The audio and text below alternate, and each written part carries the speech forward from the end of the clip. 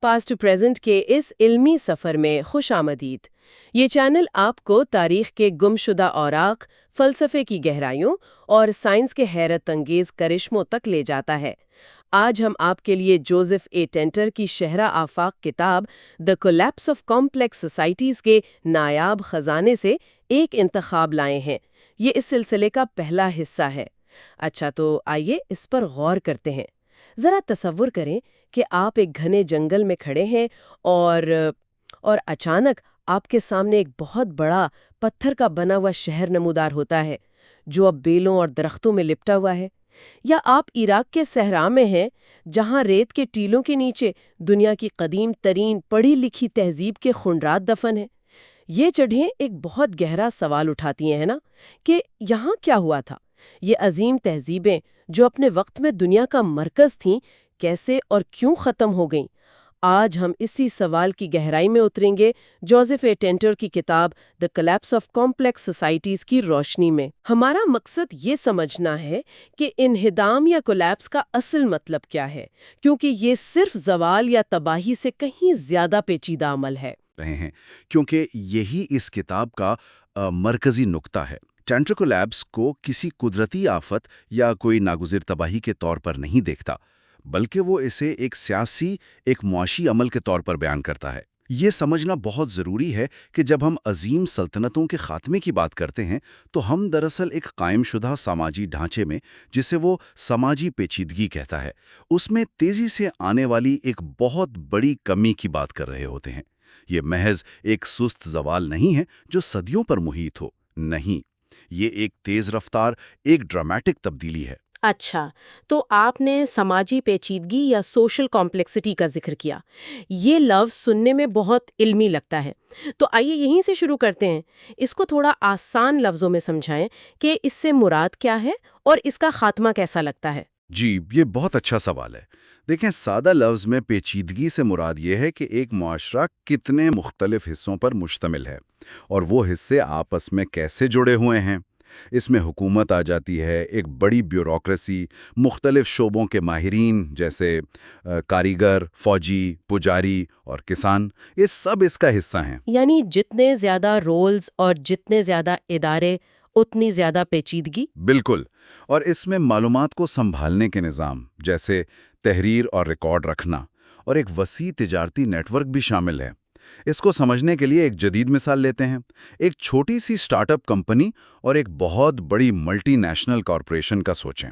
Start اپ میں چند لوگ ہوتے ہیں، ہے نا، جو کئی کام خود کر لیتے ہیں، لیکن ملٹی نیشنل کارپوریشن میں ہزاروں ملازم، درجنوں شعبے، قانونی ٹیمیں، ایچ آر، مارکیٹنگ، یہ سب سماجی پیچیدگی کی ایک مثال ہے۔ صحیح، مطلب ہر کام کے لیے ایک الگ ماہر شعبہ موجود ہے۔ جی، اور یہ نظام بہت طاقتور ہوتا ہے، لیکن اسے چلانے اور برقرار رکھنے کی قیمت بھی بہت زیادہ ہوتی ہے۔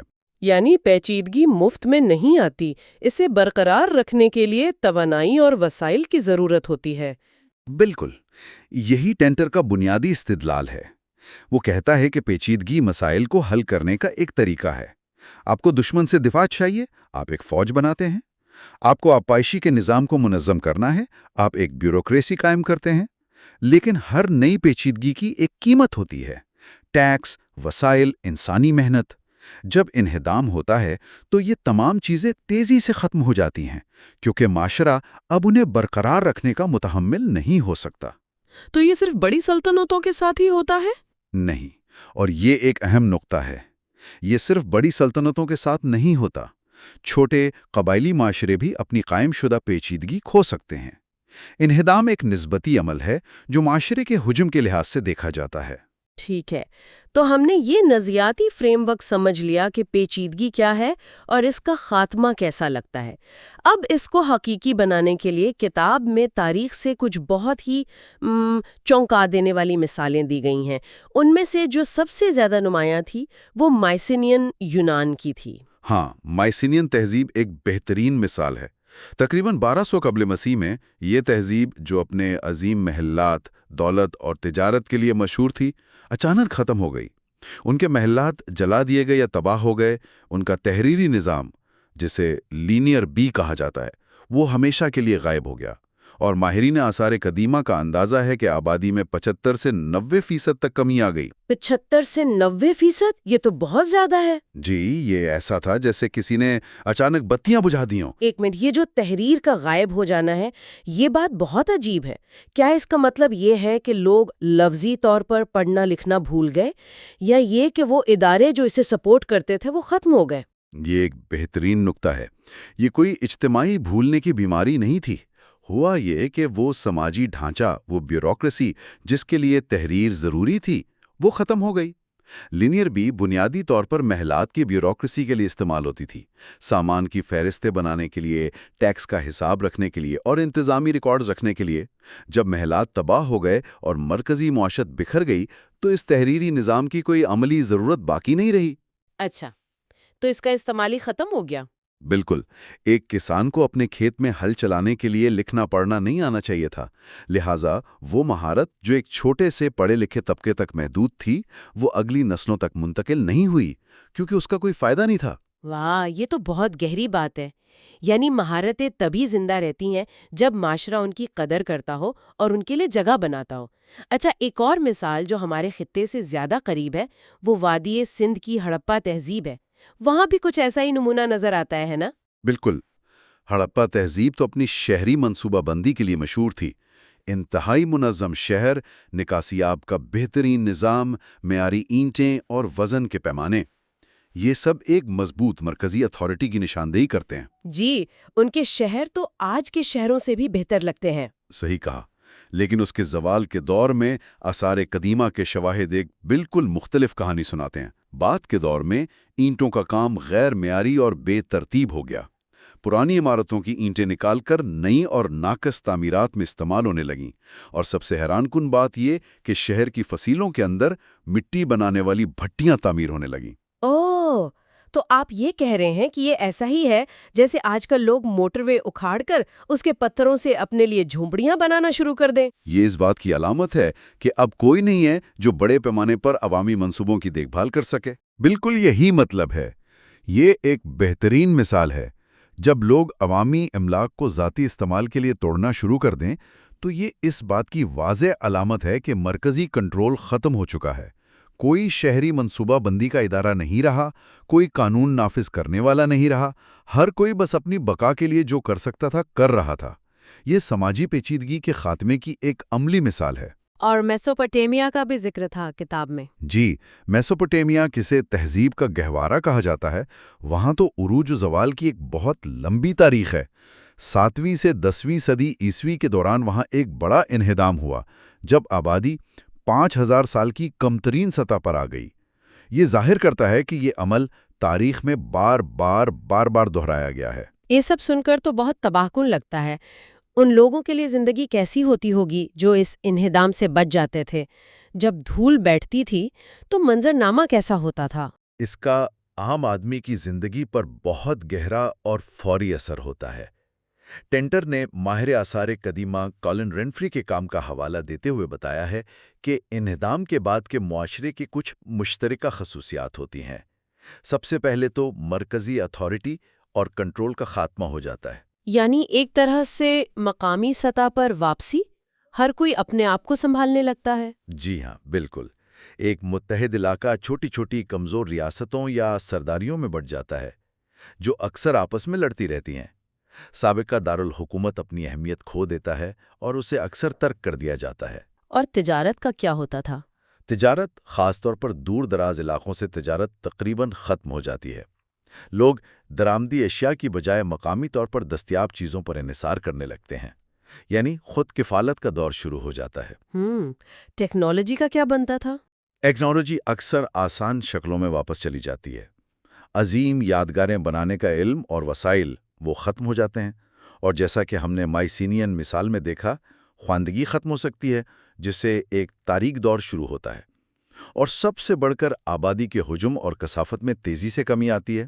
آپ نے تاریک دور یا ڈارک ایج کی اصطلاح استعمال کی۔ یہ سن کر ہمیشہ ایک مکمل تباہی اور بربادی کا تصور ذہن میں آتا ہے۔ کیا انہدام ہمیشہ ایک بری چیز ہوتی ہے؟ کیا یہ اتنا سادہ ہے؟ یہ ایک بہت اہم سوال ہے، اور اس کا جواب ہے نہیں۔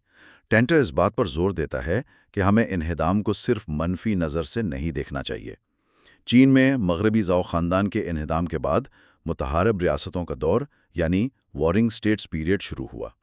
بظاہر یہ شدید افراتفری اور مسلسل جنگوں کا دور تھا، لیکن اسی دور میں تو چین کے عظیم فلسفی پیدا ہوئے۔ بالکل اسی دور میں چین کی تاریخ کے عظیم ترین فلسفے پیدا ہوئے، جیسے کنفیوشس اور لاؤزی۔ چین کی کلاسیکی سیاسی فکر نے اسی دور میں جنم لیا۔ تو کبھی کبھی پرانے سخت ڈھانچے کا ٹوٹنا نئی سوچ اور تنظیم کی نئی شکلوں کے لیے جگہ بناتا ہے۔ انتظام ایک طرح سے بوسیدہ نظام کو صاف کر دیتا ہے۔ یہ تو بہت دلچسپ نقطہ ہے، یعنی انہدام تباہی بھی ہے اور ایک موقع بھی۔ ہم اکثر ترقی اور پیش رفت کی کہانیوں پر بہت توجہ دیتے ہیں، لیکن ٹینٹر کی کتاب یہ واضح کرتی ہے کہ انہدام بھی تاریخ کا ایک مستقل اور بار بار دہرایا جانے والا عمل ہے۔ آج کے دور میں ہماری اس انتہائی پیچیدہ اور عالمی سطح پر جڑی ہوئی دنیا میں اس عمل کا مطالعہ کیوں ضروری ہے؟ اس کی اہمیت میرا خیال ہے کہ پہلے سے کہیں زیادہ ہے۔ ماضی کے انہدام کے عمل کو سمجھنا ہمیں مستقبل کی پیشن گوئی کرنے میں مدد نہیں دیتا، بلکہ یہ ہمیں خود پیچیدگی کی نوعیت اور اس کی کمزوریوں کو سمجھنے میں مدد دیتا ہے۔ ہم ایک ایسے نظام میں رہتے ہیں جو ناقابل یقین حد تک پیچیدہ ہے۔ ہماری خوراک، توانائی، معلومات سب کچھ ایک عالمی نیٹ ورک پر منحصر ہیں۔ ٹنٹر کا کام ہمیں یاد دلاتا ہے کہ اس پیچیدگی کو برقرار رکھنے کی ایک قیمت ہے۔ اور وہ قیمت کیا ہے؟ وہ قیمت ہے کم ہوتی ہوئی واپسی، یعنی ڈیمینیشنگ ریٹرنز کا اصول۔ جب معاشرہ مسائل حل کرنے کے لیے پیچیدگی میں اضافہ کرتے ہیں تو شروع میں اس کے بہت فوائد ہوتے ہیں، لیکن ایک نقطہ ایسا آتا ہے جب مزید پیچیدگی شامل کرنے کی لاگت اس سے حاصل ہونے والے فائدے سے زیادہ ہو جاتی ہے۔ اس کی کوئی مثال دے سکتے ہیں؟ جی ضرور۔ اس طرح سے سمجھیں کہ آپ ایک اور سرکاری محکمہ بناتے ہیں، لیکن وہ مسائل حل کرنے کی بجائے مزید بیوروکریسی پیدا کرتا ہے۔ یا آپ ٹیکس بڑھاتے ہیں تاکہ فوج کو برقرار رکھا جا سکے، لیکن اس سے کسانوں پر اتنا بوجھ پڑتا ہے کہ وہ پیداوار ہی چھوڑ دیتے ہیں۔ جب نظام اتنا بوجھل ہو جائے کہ اسے چلانا ہی سب سے بڑا مسئلہ بن جائے تو وہ بہت غیر مستحکم ہو جاتا ہے۔ تو آج ہم نے جوزف ٹینٹر کی کتاب کی روشنی میں سمجھا کہ تہذیبوں کا انہدام صرف عمارتوں کا گرنا نہیں ہے، بلکہ یہ سماجی پیچیدگی میں ایک تیز رفتار کمی کا نام ہے۔ ہم نے دیکھا کہ اس کے واضح آثار ہوتے ہیں: مرکزی کنٹرول کا خاتمہ، تجارت کا رک جانا، خواندگی کا مٹ جانا اور آبادی میں شدید کمی۔ یہ ایک سست زوال نہیں بلکہ ایک تیز رفتار تبدیلی ہے۔ آخر میں ایک سوچنے کی بات یہ ہے کہ ٹنٹر کا سب سے انقلابی خیال شاید یہ ہے کہ وہ انہدام کو ایک حکمت عملی کے طور پر بھی دیکھتا ہے۔ اس کا مطلب ہے کہ جب کسی معاشرے میں پیچیدگی کو برقرار رکھنے کے اخراجات جیسے ٹیکس، جبری مشقت، جنگ عام آدمی کے لیے ناقابل برداشت ہو جاتے ہیں تو لوگ شعوری یا لاشعوری طور پر اس نظام سے الگ ہونے کا انتخاب کر سکتے ہیں۔ یعنی وہ جان بوجھ کر اس پیچیدہ نظام کو چھوڑ دیتے ہیں؟ ایک طرح سے جی، ان کے لیے ایک عظیم سلطنت کا حصہ بننے سے بہتر ہے کہ وہ ایک سادہ، مقامی اور خود کفیل زندگی گزاریں۔ اس نظریے کے مطابق انہدام ہمیشہ ایک ایسی آفت نہیں ہوتی جو لوگوں پر مسلط کی جاتی ہے، بلکہ بعض اوقات یہ ان کا ایک منطقی اور معاشی فیصلہ بھی ہو سکتا ہے۔ ذرا سوچئے، اس کا کیا مطلب ہوگا اگر لوگ ایک پیچیدہ مرکزی نظام پر ایک سادہ، مقامی زندگی کو ترجیح دینے لگیں؟ یہ واقعی ایک سوچنے والی بات ہے۔ اگر آپ کو ہماری یہ گفتگو پسند آئی تو ہمارے چینل کو سبسکرائب کرنا نہ بھولیں اور بیل آئیکن پر کلک کریں تاکہ آپ ہماری آنے والی ویڈیوز سے باخبر رہ سکیں۔ کامنٹس میں ہمیں اپنی پسندیدہ تاریخی کتاب کا نام ضرور بتائیں۔ آپ کے وقت اور توجہ کا بہت شکریہ۔ اگلے حصے میں ہم پیچیدہ معاشروں کی نوعیت اور پیچیدگی کے ڈھانچے کو مزید گہرائی میں سمجھیں گے۔ خوش آمدید۔ پچھلی نشست میں ہم نے جوزف ٹنٹر کی کتاب دی کولیپس آف کمپلیکس سوسائٹیز کے ساتھ ایک گہرے سفر کا آغاز کیا تھا۔ جی، اور ہم نے دیکھا تھا کہ تاریخ کس طرح عظیم تہذیبوں کے کھنڈرات سے بھری پڑی ہے، مایا، رومی، ہڑپا، جو اپنے عروج پر پہنچے اور پھر جیسے غائب ہی ہو گئیں۔ بالکل، اور ہم نے اس بنیادی غلط فہمی کو بھی دور کیا تھا کہ کولیپس یا زوال کا مطلب صرف جنگ میں ہارنا یا شہروں کا ویران ہو جانا نہیں ہے۔ صحیح، کتاب کا مرکزی نقطہ تو یہ تھا کہ زوال دراصل سماجی پیچیدگی یعنی سوشل کمپلیکسٹی میں تیزی سے کمی کا نام ہے۔ ہاں، वो तमाम इदारे, ओहदे और निज़ाम जो एक मुआशरे को जोड़ कर रखते हैं, वो बिखर जाते हैं। बिल्कुल। और वहीं पर हमने बात खत्म की थी इस बड़े सवाल के साथ कि आखिर ऐसा होता क्यों है, इतनी मुनज़्ज़म, ताकतवर और बज़ाहिर मुस्तहकम तहज़ीबें क्यों बिखर जाती हैं? इसी सवाल का जवाब देने के लिए आज हम एक कदम पीछे हट रहे हैं। ज़वाल को समझने से पहले ये समझना ज़रूरी है कि वो पेचीदा मुआशरे हैं क्या जो ज़वाल का शिकार होते हैं। यानी कॉम्प्लेक्सिटी से आखिर मुराद क्या है? यही आज के हमारी खोज का मरकज़ है। ये इस सिलसिले का दूसरा हिस्सा है। आज हम किताब के दूसरे बाब the nature of complex societies में गोता लगाएंगे। बहुत खूब।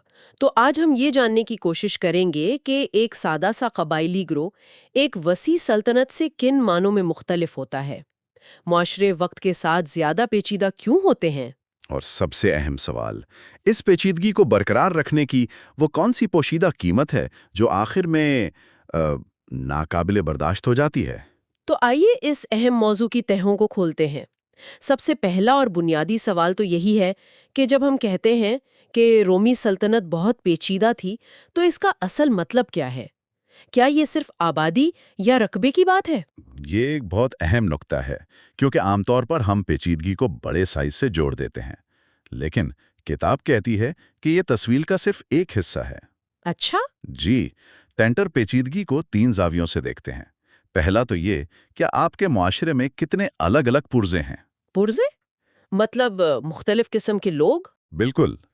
क्या सिर्फ किसान और शिकारी हैं या फिर फौजी, ताजिर, पुजारी, इंजीनियर और सरकारी बाबुओं की पूरी फौज मौजूद है। जितने ज्यादा मुतनव्वे हिस्से होंगे, मुआशरा उतना ही पेचीदा होगा। अच्छा, तो पहला नुक्ता हुआ तनव्वो या डाइवर्सिटी। दुरुस्त। दूसरा जाविया उन पुर्जों की तखसीस यानी स्पेशलाइजेशन है। यानी हर कोई अपना एक खास काम कर रहा है। जी, किसान सिर्फ खेतीबाड़ी कर रहा है, फौजी सिर्फ लड़ रहा है और मुंतजिम सिर्फ हिसाब किताब देख रहा है। एक सादा मुआशरे में हर शख्स बहुत से काम खुद कर लेता है ना? हाँ, बिल्कुल। और तीसरा और शायद सबसे अहम, उन सबको जोड़ने वाला ऑपरेटिंग सिस्टम कैसा है? ऑपरेटिंग सिस्टम यानी कि हुकूमत और इदारे। जी, यानी मालूमात कैसे बहती हैं, फैसले कैसे होते हैं और उन पर अमले अमद कैसे करवाया जाता है। एक मजबूत मरकजी हुकूमत, ब्यूरोक्रेसी और इतलात का निज़ाम, ये सब इस ऑपरेटिंग सिस्टम का हिस्सा हैं। वाह, ये बहुत दिलचस्प वजाहत है। तो ये सिर्फ साइज की बात नहीं, बल्कि मुआशरे की अंदरूनी वायरिंग और उसके ऑपरेटिंग सिस्टम की बात है। बिल्कुल। जैसे एक सादा अमीबा और एक इंसान दोनों जानदार हैं, लेकिन इंसान के अंदर आज़ा, निज़ाम और एक मरकजी आसाबी निज़ाम है जो उसे कहीं ज़्यादा पेचीदा बना देता है। आपने बिल्कुल सही समझा। और किताब ये भी वाज़ेह करती है कि ये कोई ऑन या ऑफ स्विच नहीं है कि एक मुआशरा सादा है और दूसरा पेचीदा। ये एक मुसलसल पैमाना या स्पेक्ट्रम है। अच्छा, यानी कम पेचीदा या ज़्यादा पेचीदा हो सकता है? जी, छोटे शिकारी ग्रोह भी अपनी पेचीदगी में थोड़ा बहुत इजाफा या कमी कर सकते हैं और बड़ी सल्तनतें भी इसी पैमाने पर आगे या पीछे जाती हैं। ठीक है, तो अगर ये एक स्पेक्ट्रम है, तो आइए इसके दोनों सिरों को देखते हैं। सबसे सादा समाजी ढांचा कैसा होता है? इस पैमाने के एक सिरे पर वो मुआशरे हैं जिन्हें किताब सिंपल सोसाइटीज़ कहती है। इनकी बुनियाद खूनी रिश्ते यानी किनशिप पर होती है। हर कोई एक दूसरे को जानता है, ताल्लुकात ज़ाती नोहियत के हैं। और क़यादत? कोई बादशाह या सरदार? नहीं, यहाँ क़यादत का कोई मुस्तकिल ओहदा नहीं होता। कोई बादशाह या सरदार नहीं होता जिसका दफ्तर हो और उसकी मुद्दत हो। तो फिर फैसले कैसे होते हैं? क्या कोई लीडर नहीं होता? लीडरशिप होती है, लेकिन वो आर्जी और काम से मुंसलिक होती है। इसे एंथ्रोपोलॉजी में बिग मैन सिस्टम कहा जाता है। Big man system? ये क्या है? मतलब एक शख्स जो अच्छा शिकारी है, वो शिकार के दौरान ग्रोह की क़यादत करेगा। कोई दूसरा शख्स जो लड़ाई में माहिर है, वो जंग के वक्त लीडर बन जाएगा। ये क़यादत ज़ाती करिश्मे, काबिलियत और सखावत पर मबनी होती है। अच्छा, तो जैसे ही काम खत्म, लीडरशिप भी खत्म? बिल्कुल, इसलिए कोई मुस्तकिल हुक्मरान तबका नहीं होता। लेकिन क्या ऐसा नहीं होता कि कोई बड़ा आदमी अपनी ताकत को मुस्तकिल बनाने की कोशिश करे? इंसान की फितरत तो है ये। यहीं पर यह निज़ाम बहुत दिलचस्प हो जाता है। اس میں طاقت کو ایک جگہ جمع ہونے سے روکنے کا ایک اندرونی میکانزم موجود ہے۔ وہ کیسے؟ جیسے ہی کوئی بڑا آدمی زیادہ اثر و رسوخ حاصل کرنے کی کوشش کرتا ہے، اسے اپنے پیروکاروں کو خوش رکھنے کے لیے زیادہ تحفے دینے پڑتے ہیں، زیادہ ضیافتیں کرنے پڑتی ہیں۔ اچھا۔ اس سخاوت کی وجہ سے اس کے اپنے وسائل کم ہو جاتے ہیں اور اس کا اثر و رسوخ بھی کمزور پڑ جاتا ہے۔ وہ خود کو کنگال کر کے دوسروں پر اثر انداز ہوتا ہے۔ واہ، یہ تو کمال کا سماجی ڈیزائن ہے۔ یعنی نظام کے اندر ہی ایک فیوز لگا ہوا ہے جو کسی کو بھی بہت زیادہ طاقتور ہونے سے روکتا ہے۔ بالکل، یہ جبر اور آمریت کو روکنے کا ایک سماجی طریقہ ہے، لیکن اس کی ایک قیمت ہے۔ قیمت؟ وہ کیا؟ یہ نظام بڑے پیمانے پر کام نہیں کر سکتا۔ آپ اس سسٹم کے تحت ہزاروں لوگوں کو منظم نہیں کر سکتے یا بڑے پروجیکٹس جیسے نہریں یا قلعے تعمیر نہیں کر سکتے۔ اس کے لیے اگلی سطح کی پیچیدگی درکار ہوتی ہے۔ تو پھر اس فیوز کو بائی پاس کر کے معاشرہ اگلی سطح پر کیسے جاتا ہے؟ اگلی سطح چیفڈم کہلاتی ہے۔ یہاں سب سے بڑی تبدیلی یہ آتی ہے کہ قیادت ذاتی کرشمے سے ہٹ کر ایک مستقل عہدے سے منسلک ہو جاتی ہے۔ یعنی اب لیڈر کی نہیں بلکہ لیڈر کی کرسی کی اہمیت ہے۔ بہت خوب کہا آپ نے۔ سردار یا چیف کا ایک دفتر ہوتا ہے جو اکثر موروثی ہوتا ہے۔ سردار کے مرنے کے بعد بھی وہ عہدہ قائم رہتا ہے اور اس کا بیٹا یا کوئی اور رشتہ دار اسے سنبھال لیتا ہے۔ تو یہاں طاقت ادارہ جاتی شکل اختیار کرنا شروع کر دیتی ہے۔ جی، اور جب طاقت ادارہ جاتی ہوگی تو اس کا دائرہ کار بھی وسیع ہوگا۔ سردار کے پاس یہ اختیار ہوتا ہے کہ وہ لوگوں کی محنت اور وسائل کو ایک جگہ جمع کرے۔ اچھا، یعنی وہ لوگوں کو حکم دے سکتا ہے کہ مل کر کوئی بڑا کام کریں؟ یقیناً، وہ کہہ سکتا ہے کہ ایک بڑا معبد بنائیں یا ایک نہری نظام تعمیر کریں۔ پولینیشیا کے چیفڈم اس کی بہترین مثالیں ہیں، جہاں سرداروں نے بڑے پیمانے پر عوامی منصوبے مکمل کروائے۔ لیکن کیا یہاں سردار کی طاقت لامحدود ہوتی ہے؟ نہیں، لامحدود پھر بھی نہیں ہوتی۔ اسے اب بھی رشتوں اور سخاوت کی روایات کا خیال رکھنا پڑتا ہے۔ اسی لیے چیفڈم اکثر بننے اور ٹوٹنے کے چکروں سے گزرتے ہیں۔ مطلب cycles of centralization and decentralization. جی، وہ ریاست جتنے مستحکم نہیں ہوتے۔ تو پھر آخری چھلانگ کیا ہے؟ ایک چیفڈم اور ایک مکمل ریاست جیسے قدیم مصر یا روم میں بنیادی فرق کیا ہے؟ ریاستیں پیچیدگی کی بلند ترین سطح ہیں۔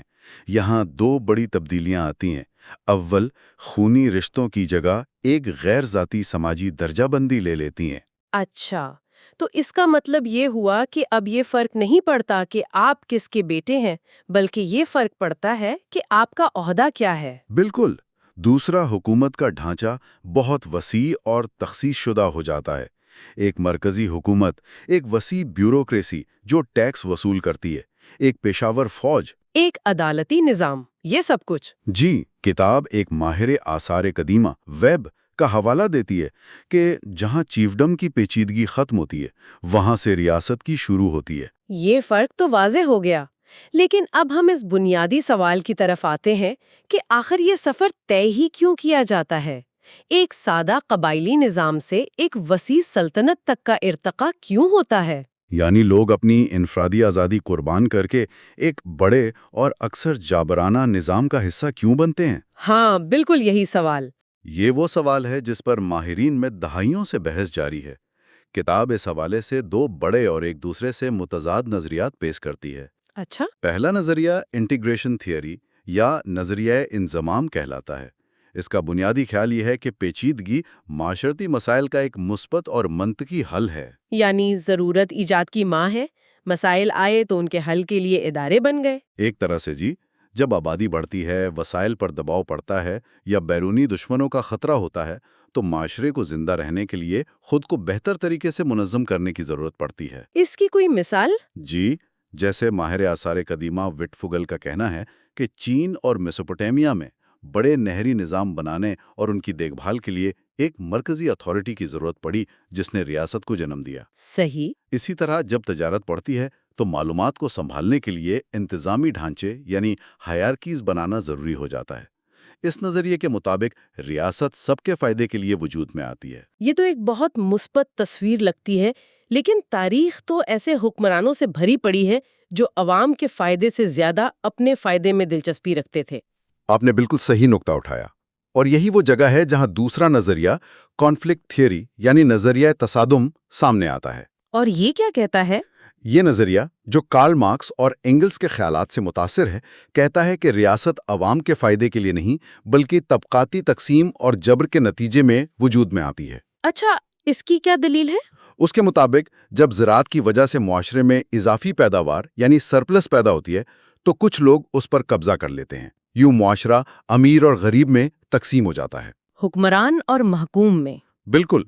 اب یہ مراد یافتہ طبقہ اپنی دولت اور حیثیت کو برقرار رکھنے کے لیے طاقت کا استعمال کرتا ہے۔ فوج، پولیس، عدالتیں یعنی ریاست اسی مقصد کے لیے بنائی جاتی ہیں تاکہ اکثریتی غریب طبقے کو قابو میں رکھا جا سکے۔ تو اس نظریے کے مطابق ریاست حکمران طبقے کے مفادات کا تحفظ کرتی ہے، عوام کا نہیں۔ جی، یہی اس کا بنیادی خیال ہے۔ لیکن کیا یہ نظریہ کچھ زیادہ ہی منفی نہیں؟ کیا ہم تاریخ میں ایسی مثالیں نہیں دیکھتے جہاں ریاست نے واقعی عوام کو قحط یا حملوں سے بچایا ہو؟ یہ ایک بہترین سوال ہے۔ مطلب کیا روم کے ایکوڈکٹس یا چین کی عظیم دیوار صرف حکمرانوں کے فائدے کے لیے تھیں؟ ان سے تو عام لوگوں کو بھی فائدہ پہنچا۔ یقیناً، اور یہیں پر ان دونوں نظریات کی کمزوریاں سامنے آتی ہیں۔ کتاب دونوں کو ہی نامکمل سمجھتی ہے۔ کانفلکٹ تھیوری یہ نہیں بتاتی کہ دولت کی غیر مساوی تقسیم شروع ہی کیوں ہوتی ہے۔ خاص طور پر جب ہم نے دیکھا کہ سادہ معاشروں میں برابری پر بہت زور دیا جاتا ہے۔ بالکل۔ کتاب کالاہاری کے بشمن شکاریوں کی مثال دیتی ہے۔ ان میں جب کوئی شکاری بڑا جانور مار کر لاتا ہے تو باقی لوگ اس کے شکار کا مذاق اڑاتے ہیں۔ مذاق اڑاتے ہیں؟ کیوں؟ کہتے ہیں کہ یہ تو بس ہڈیوں کا ڈھانچہ لے آئے ہو، تاکہ شکاری کے دل میں غرور نہ آ جائے۔ وہ کسی کو بھی بڑا آدمی بننے سے روکنے کی ہر ممکن کوشش کرتے ہیں۔ تو سوال یہ ہے کہ ایسے معاشرے میں عدم مساوات کیسے جڑ پکڑے گی؟ بہت دلچسپ۔ اور انٹیگریشن تھیوری جو ریاست کو سب کا خیرخواہ بتاتی ہے، اس میں کیا خامی ہے؟ وہ نظریہ جبر، استحصال اور طاقت کے غلط استعمال کی حقیقت کو مکمل طور پر نظر انداز کرتا ہے۔ تاریخ گواہ ہے کہ حکومتیں ہمیشہ عوام کے بہترین مفاد میں کام نہیں کرتی۔ تو حقیقت کہیں درمیان میں ہے؟ جی، حقیقت یہ ہے کہ زیادہ تر ریاستیں ان دونوں نظریات کا مرکب ہوتی ہیں۔ وہ کچھ مسائل حل کرتی بھی ہیں، لیکن ساتھ ہی حکمران طبقے کے مفادات کو بھی تحفظ دیتی ہیں۔ یہ سب سننے میں تو بہت اچھا لگتا ہے کہ معاشرے مسائل حل کرنے کے لیے زیادہ منظم ہو جاتے ہیں۔ لیکن میرے ذہن میں ایک سوال آ رہا ہے، یہ سب مفت میں تو نہیں ہوتا ہوگا نا؟ بالکل نہیں۔ اتنی بڑی فوج، اتنے سارے سرکاری اہلکار یا عظیم یادگاریں، ان سب کا خرچ کون اٹھاتا ہے؟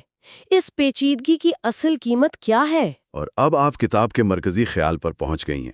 ٹینٹر کا سب سے بڑا کارنامہ یہی ہے کہ اس نے زوال کو پیچیدگی کی قیمت کے نقطہ نظر سے دیکھا ہے۔ پیچیدگی مفت میں نہیں آتی۔ اس کی بہت بھاری قیمت چکانی پڑتی ہے۔ جی، اور یہ قیمت وقت کے ساتھ بڑھتی جاتی ہے۔ یہ قیمت کن شکلوں میں ادا کی جاتی ہے؟ کتاب اس کے کئی پہلو بتاتی ہے۔ سب سے پہلی اور بنیادی قیمت ہے توانائی اور وسائل کی صورت میں۔ ایک بڑی بیوروکریسی کو چلانے، ایک بڑی فوج کو تنخواہیں دینے اور انفراسٹرکچر کو برقرار رکھنے پر بے تحاشا وسائل خرچ ہوتے ہیں۔ اور یہ سارا بوجھ ٹیکسوں کی صورت میں عام آدمی پر پڑتا ہے؟ کسانوں اور کاریگروں پر۔ جیسے جیسے ریاست پیچیدہ ہوتی ہے، یہ اخراجات بڑھتے چلے جاتے ہیں۔ یہ تو کسی بھی بڑی کارپوریشن جیسا لگتا ہے۔ شروع میں سب مل کر کام کرتے ہیں، پھر ایچ آر، فائنانس اور مینیجرز کی ایک پوری فوج آ جاتی ہے۔ ہاں، اور جلد ہی کمپنی اپنے اصل کام سے زیادہ اپنی اندرونی میٹنگز اور رپورٹس پر توانائی خرچ کر رہی ہوتی ہے۔ یہ ایک بہترین جدید مثال ہے۔ ٹینٹر بنیادی طور پر یہی کہہ رہے ہیں کہ قدیم سلطنتیں بھی اسی بیوروکریٹک بوجھ کی دیوار سے ٹکراتی تھیں۔ اچھا، اور کوئی قیمت؟ دوسری قیمت ہے لیجیٹیمیسی، یعنی جواز کو قائم رکھنے کا خرچ۔ حکومت کو عوام کی نظر میں اپنا جواز قائم رکھنے کے لیے مسلسل کچھ نہ کچھ کرنا پڑتا ہے۔ یعنی صرف نظریات اور علامات کافی نہیں؟ نہیں، عوام کو ٹھوس فوائد پہنچانے پڑتے ہیں، جیسے سیکیورٹی، انصاف اور معاشی استحکام۔ اگر حکومت عوام کی توقعات پوری نہ کر سکے تو اسے آؤٹ پٹ فیلئر کہتے ہیں، جس سے اس کا جواز ختم ہو جاتا ہے۔ اور لوگ بغاوت پر اتر آتے ہیں۔ لیکن آپ نے کہا کہ یہ قیمت وقت کے ساتھ بڑھتی جاتی ہے، اس کا کیا مطلب ہے؟ یہاں کتاب اپنا سب سے طاقتور تصور پیش کرتی ہے۔ کم ہوتی پیداواریت کا قانون، یعنی دا لا آف ڈیمینشنگ ریٹرنز۔ جی، اس کا مطلب یہ ہے کہ شروع میں جب آپ پیچیدگی میں سرمایہ کاری کرتے ہیں تو اس کے بہت زیادہ فوائد ہوتے ہیں، لیکن ایک وقت کے بعد مزید پیچیدگی بڑھانے پر فی یونٹ خرچ بڑھ جاتا ہے اور اس سے ملنے والا فائدہ کم ہو جاتا ہے۔ کیا آپ اس کی کوئی سادہ مثال دے سکتی ہیں؟ ضرور۔ ایسے سمجھیں کہ ایک کسان اپنے کھیت میں اکیلا کام کرتا ہے۔ وہ ایک مزدور رکھتا ہے تو پیداوار شاید دگنی ہو جاتی ہے۔ یہ تو بہت بڑا فائدہ ہے۔ بالکل۔ وہ ایک اور مزدور رکھتا ہے تو پیداوار مزید بڑھتی ہے، لیکن شاید اتنی نہیں جتنی پہلے مزدور سے بڑھی تھی۔ ایک وقت ایسا آئے گا کہ 10واں مزدور رکھنے سے پیداوار میں اضافہ نہ ہونے کے برابر ہوگا؟ جی، لیکن اس کی مزدوری کا خرچ تو پورا پڑے گا۔ معاشروں کے ساتھ بھی بالکل ایسا ہی ہوتا ہے۔ شروع میں ایک چھوٹی فوج بنانے سے سیکیورٹی میں بہت اضافہ ہوتا ہے، صحیح۔ لیکن فوج کا سائز دگنا، 3 گنا، 10 گنا بڑھاتے رہنے سے ایک وقت کے بعد سیکیورٹی میں اتنا اضافہ نہیں ہوتا جتنا اس پر آنے والا خرچ بڑھ جاتا ہے۔ تو اس کا مطلب یہ ہوا کہ معاشرے جیسے جیسے پیچیدہ ہوتے ہیں وہ ایک ایسے جال میں پھنستے جاتے ہیں جہاں انہیں اپنے آپ کو صرف برقرار رکھنے کے لیے زیادہ سے زیادہ توانائی اور وسائل جھونکنے پڑتے ہیں، جبکہ اس سے حاصل ہونے والا فائدہ مسلسل کم ہوتا جاتا ہے۔ بالکل۔ ایک وقت ایسا آتا ہے جب اس پیچیدگی کو قائم رکھنے کا بوجھ اس سے ملنے والے فائدے سے کہیں زیادہ ہو جاتا ہے۔ نظام بہت مہنگا، غیر مؤثر اور ناقابل برداشت ہو جاتا ہے۔ تو گویا پیچیدگی ایک ایسے قرض کی طرح ہے جو معاشرہ اپنے مستقبل سے لیتے ہیں۔ شروع میں یہ ترقی اور مسائل کے حل کے لیے ضروری ہوتا ہے، لیکن وقت کے ساتھ اس کا سود اتنا بڑھ جاتا ہے کہ اصل رقم سے بھی زیادہ ہو جاتا ہے۔ اور آخر کار پورا نظام دیوالیہ ہونے کے قریب پہنچ جاتا ہے۔ آپ نے کتاب کے پورے باب کا خلاصہ ایک جملے میں کر دیا ہے۔ واہ! یہی ٹینٹر کا مرکزی نقطہ ہے۔ زوال، جیسا کہ ہم نے شروع میں کہا، پیچیدگی میں تیزی سے کمی کا نام ہے، اور یہ کمی اس وقت واقع ہوتی ہے جب عام لوگوں کو یہ محسوس ہونے لگے کہ اس پیچیدہ نظام کا حصہ بنے رہنے سے انہیں فائدے کے بجائے نقصان ہو رہا ہے۔ جب ٹیکس کا بوجھ ناقابل برداشت ہو اور بدلے میں ملنے والی سیکیورٹی یا سہولیات نہ ہونے کے برابر ہوں، تو لوگ اس نظام سے الگ ہونا شروع ہو جاتے ہیں۔ وہ واپس سادہ طرز زندگی کی طرف لوٹ جاتے ہیں۔ تو آج کی گفتگو کا خلاصہ یہ ہے کہ سماجی پیچیدگی ایک پیمانہ ہے جس پر معاشرہ سادہ قبائلی نظام سے وسیع سلطنتوں تک کا سفر کرتا ہے۔ اور یہ سفر مسائل کو حل کرنے کی کوشش میں شروع ہوتا ہے، چاہے وہ وسائل کی تقسیم ہو یا بیرونی خطرات کا مقابلہ۔ لیکن اس سفر کی ایک قیمت ہے۔ انتظامیہ، فوج اور اداروں کا ایک پورا ڈھانچہ کھڑا کرنا پڑتا ہے جس کا بوجھ عام آدمی کو اٹھانا پڑتا ہے۔ اور سب سے اہم بات یہ کہ وقت کے ساتھ ساتھ اس پیچیدگی کو برقرار رکھنے کی قیمت بڑھتی جاتی ہے، جبکہ اس سے ملنے والے فوائد کم ہوتے جاتے ہیں۔ اور جب یہ قیمت فائدے سے بڑھ جاتی ہے تو پورا نظام غیر مستحکم ہو جاتا ہے اور زوال کے دہانے پر پہنچ جاتا ہے۔ یہ ایک بہت ہی طاقتور فریم ورک ہے۔ جی، جو ہمیں تاریخ کو ایک نئی نظر سے دیکھنے پر مجبور کرتا ہے۔ اگلی نشست میں ہم زوال کی مختلف روایتی تھیوریز جیسے وسائل کی کمی، ماحولیاتی تبدیلیاں، بیرونی حملے کا جائزہ لیں گے اور دیکھیں گے کہ ٹینٹر ان تھیوریز کو کیوں ناکافی سمجھتا ہے۔ اور ہم یہ بھی دیکھیں گے کہ یہ کم ہوتی پیداواریت کا قانون ان تمام عوامل کو ایک جامع نظریے میں کیسے پروتا ہے جو زوال کی ایک زیادہ گہری اور تسلی بخش وضاحت پیش کرتا ہے۔ ہمارے ساتھ رہیے گا۔ اور یہ اس سلسلے کا تیسرا حصہ ہے۔ آج ہم تاریخ کے ایک بہت ہی بنیادی اور شاید سب سے دلچسپ سوال کا جائزہ لے رہے ہیں کہ یہ عظیم اور پیچیدہ معاشرے آخر زوال کا شکار کیوں ہوتے ہیں۔ تو جوزف ٹینٹر کی کتاب کی روشنی میں ہم ان روایتی وضاحتوں کو ایک ایک کر کے پرکھیں گے جو صدیوں سے اس سوال کے جواب میں پیش کی جاتی رہی ہیں۔ بالکل، اور یہ ایک ایسا سوال ہے جس پر ہر کسی کی کوئی نہ کوئی رائے ضرور ہوتی ہے۔ ہم نے سب نے تاریخ کی کتابوں میں کچھ نہ کچھ پڑھا ہے۔ تو آئیے دیکھتے ہیں کہ سائنسی تحقیق ان عام فہم نظریات کے بارے میں کیا کہتی ہے۔ ٹینٹر ان تمام روایتی وضاحتوں کو 5 بڑی کیٹیگریز میں تقسیم کرتا ہے جن پر آج ہم بات کریں گے۔ وسائل کی کمی، ناگہانی آفات، بیرونی حملے، سماجی انتشار اور آخر میں معاشی وجوہات۔ جی تو چلیں اس پر بات کرتے ہیں۔ سب سے پہلا اور شاید سب سے عام فہم نظریہ ہے وسائل کی کمی کا۔ جی، یہ سب سے سیدھا سادہ جواب لگتا ہے۔ نظریہ یہ ہے کہ معاشرے اس لیے تباہ ہو جاتے ہیں کیونکہ ان کے ضروری وسائل ختم ہو جاتے ہیں۔ یہ پانی ہو سکتا ہے، زرخیز زمین ہو سکتی ہے، لکڑی یا توانائی کے دوسرے ذرائع ہو سکتے ہیں۔ اس میں ماحولیاتی بگاڑ جیسے جنگلات کی کٹائی اور موسمیاتی تبدیلیاں جیسے لمبی خشک سالی دونوں شامل ہیں۔ اور اس کی مثالیں تو ذہن میں فوراً آتی ہیں، جیسے قدیم مصر کے پرانے دور کا زوال، اسے اکثر دریائے نیل میں کم طغیانی اور قحط سے جوڑا جاتا ہے۔ بالکل۔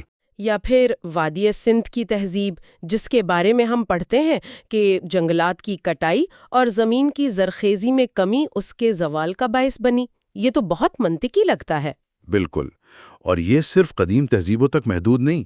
20ویں صدی میں ماہر آثار قدیمہ رائس کارپینٹر نے مائسینین تہذیب کے زوال کا سبب ایک بڑی موسمیاتی تبدیلی کو قرار دیا تھا، جس نے شدید خشک سالی پیدا کی۔ ان کے مطابق اس سے قحط پڑا، لوگ نقل مکانی پر مجبور ہوئے اور تہذیب کا خاتمہ ہو گیا۔ یہاں تک کہ کچھ نظریات یہ بھی کہتے ہیں کہ وسطی ایشیا میں خشک سالی نے قبائل کو مغرب کی طرف دھکیلا، جنہوں نے بالآخر رومی سلطنت پر حملے کیے۔ لیکن کیا یہ واقعی اتنا سیدھا ہے؟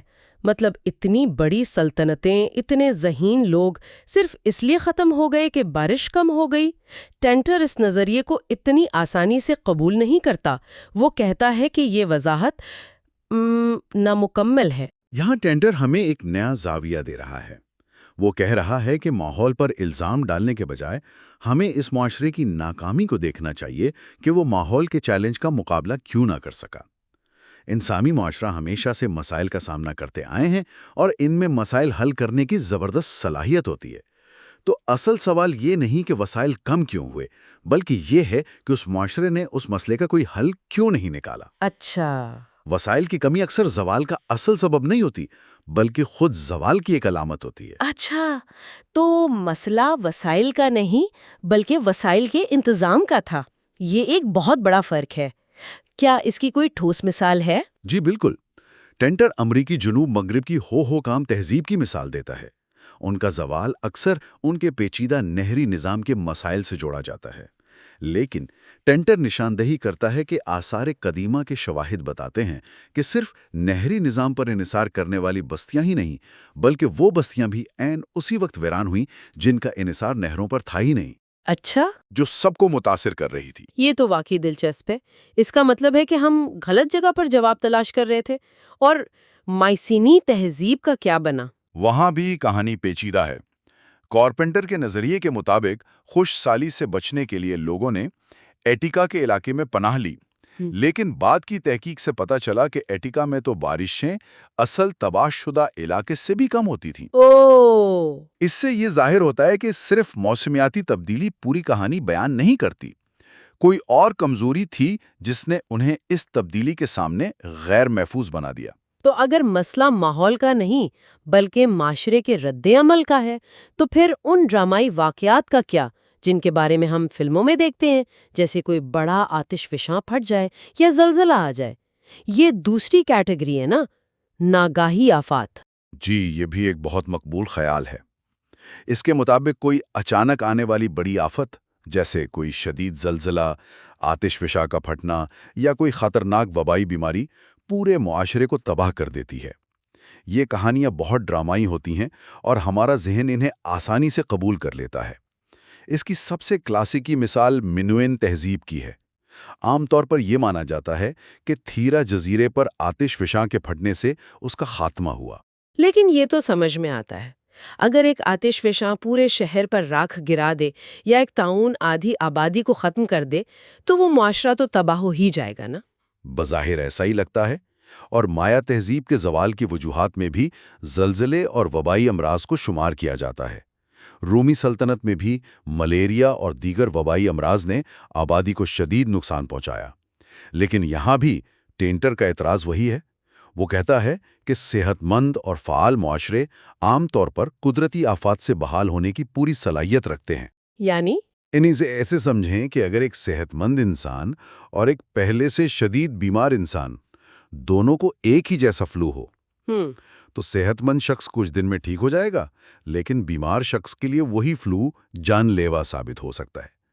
مسئلہ فلو میں نہیں بلکہ اس شخص کی پہلے سے موجود کمزوری میں ہے۔ تاریخ ایسی مثالوں سے بھری پڑی ہے جہاں شہر زلزلوں کے بعد دوبارہ تعمیر ہوئے اور معاشرے وباؤں کے بعد دوبارہ کھڑے ہو گئے۔ تو اصل سوال یہ نہیں کہ آفت آئی، بلکہ یہ ہے کہ معاشرہ اس سے سنبھل کیوں نہ سکا۔ اچھا، تو آفت صرف ایک آخری ضرب تھی، اصل عمارت تو پہلے ہی اندر سے کھوکھلی ہو چکی تھی۔ یہ سوچنے کا بالکل نیا انداز ہے، بالکل، یہ نظریہ پورے زوال کو بس ایک حادثہ بنا دیتا ہے۔ جیسے سب کچھ ٹھیک تھا اور اچانک ایک زلزلہ آیا اور سب ختم۔ ٹینٹر کہتا ہے کہ تاریخ ایسے کام نہیں کرتی، زوال ایک طویل عمل ہوتا ہے، کوئی ایک واقعہ نہیں۔ کمزوری والی بات بہت دلچسپ ہے، کیونکہ سب سے مشہور نظریہ تو ہمیشہ بیرونی طاقت کا ہوتا ہے، یعنی حملہ آوروں کا، وحشیوں کے غول۔ کیا ٹینٹر اس خیال کو بھی اسی طرح چیلنج کرتا ہے؟ جی، اور یہ ہماری تیسری کیٹیگری ہے، بیرونی حملے۔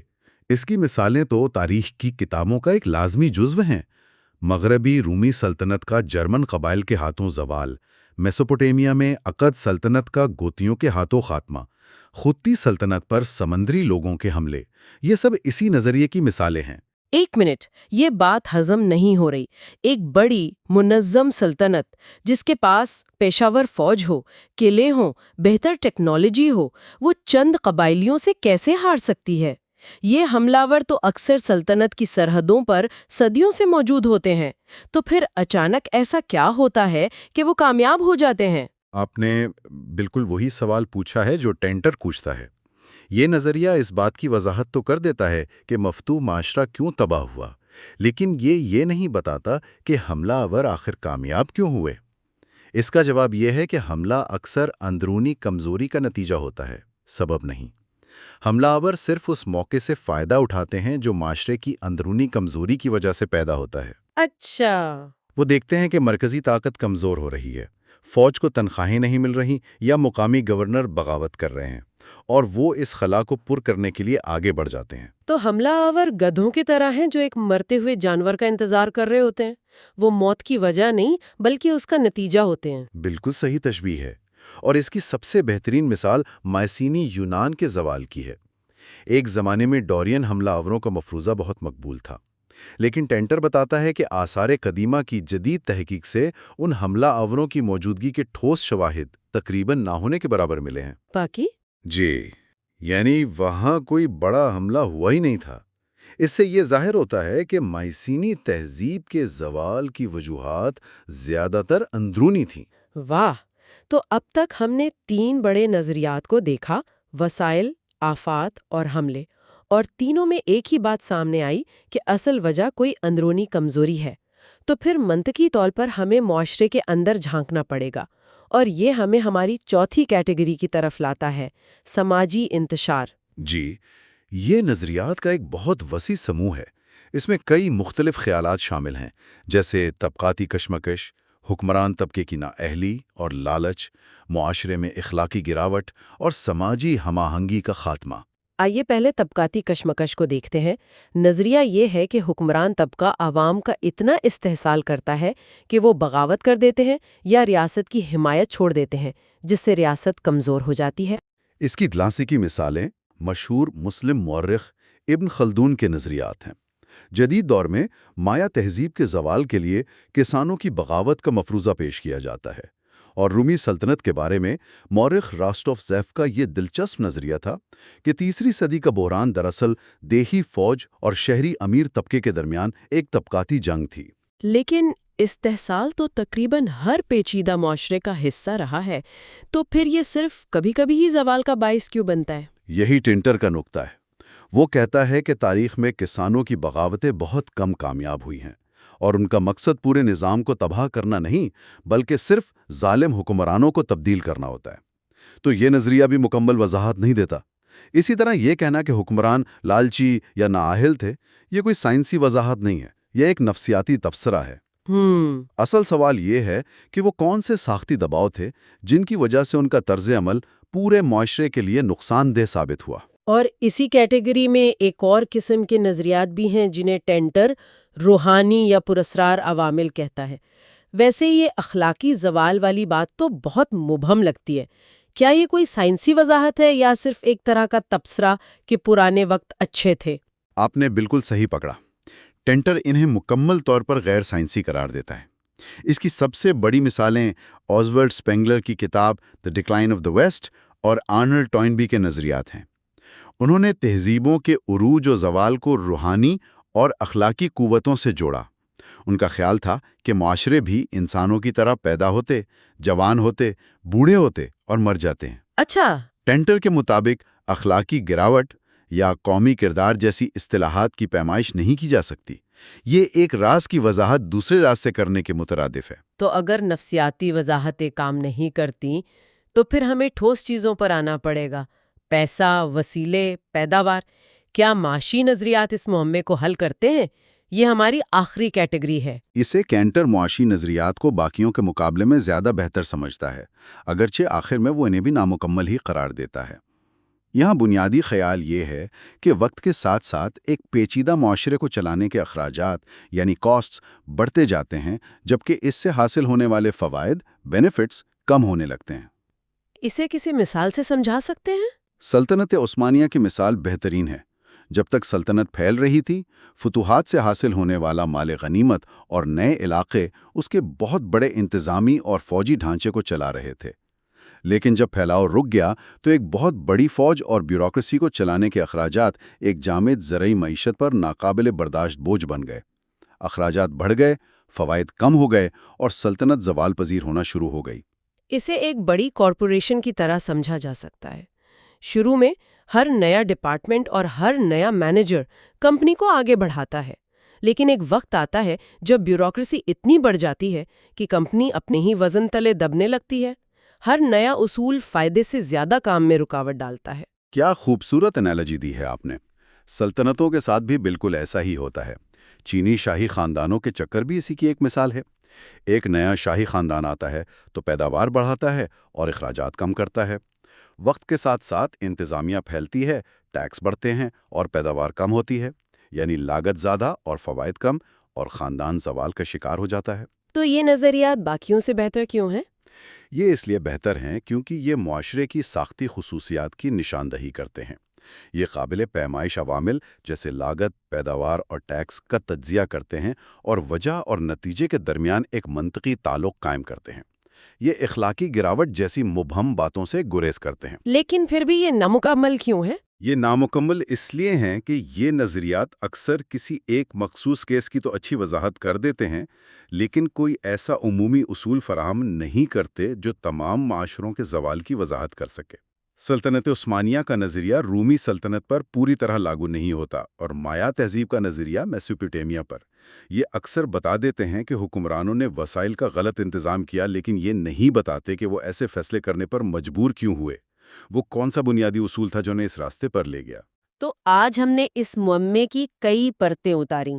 ہم نے ماحول، آفات، حملہ آوروں، یہاں تک کہ معاشرے کی اندرونی سیاست اور اخلاقیات کو بھی دیکھا، اور ہر بار ہم ایک ہی نتیجے پر پہنچے کہ یہ سب کہانیاں یا تو نامکمل ہیں یا پھر بیماری کی علامات ہیں، خود بیماری نہیں۔ بالکل۔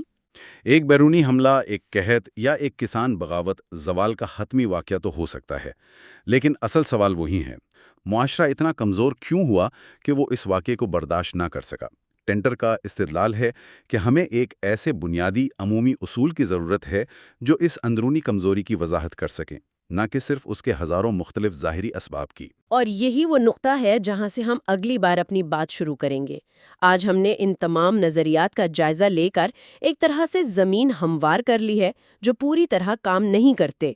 اگلی نشست میں ہم آخر کار جوزف ٹینٹر کے اپنے بنیادی نظریے کو کھولیں گے جو ان تمام مثالوں کو ایک ہی لڑی میں پروتا ہے، پیچیدگی پر کم ہوتے ہوئے اضافی فوائد کا قانون۔ اور یقین مانیے یہاں سے یہ بحث واقعی ایک نئے اور دلچسپ موڑ پر پہنچ جائے گی۔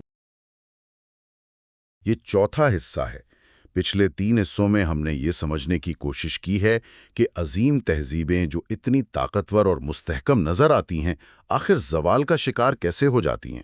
اور اب تک ہم نے دیکھا کہ یہ کوئی ایک وجہ نہیں ہوتی، یہ ایک پیچیدہ عمل ہے۔ آج ہم اس عمل کے بالکل دل میں موجود ایک بنیادی معاشی اصول پر بات کریں گے جو شاید سب سے اہم کڑی ہے۔ اچھا، ماہرین اسے ایک بہت ہی تکنیکی نام دیتے ہیں، معاشرتی و سیاسی پیچیدگی کی اضافی پیداواریت، یعنی marginal productivity of socio political complexity. یہ سننے میں ہی کافی بھاری بھرکم اور پیچیدہ لگ رہا ہے۔ مجھے لگتا ہے کہ اس گہری کھوج کا مقصد ہی یہی ہے کہ ہم اس مشکل سے تصور کو آسان بنا کر سمجھیں۔ تو کیا ہم اسے بالکل شروع سے قدم بقدم کھول سکتے ہیں؟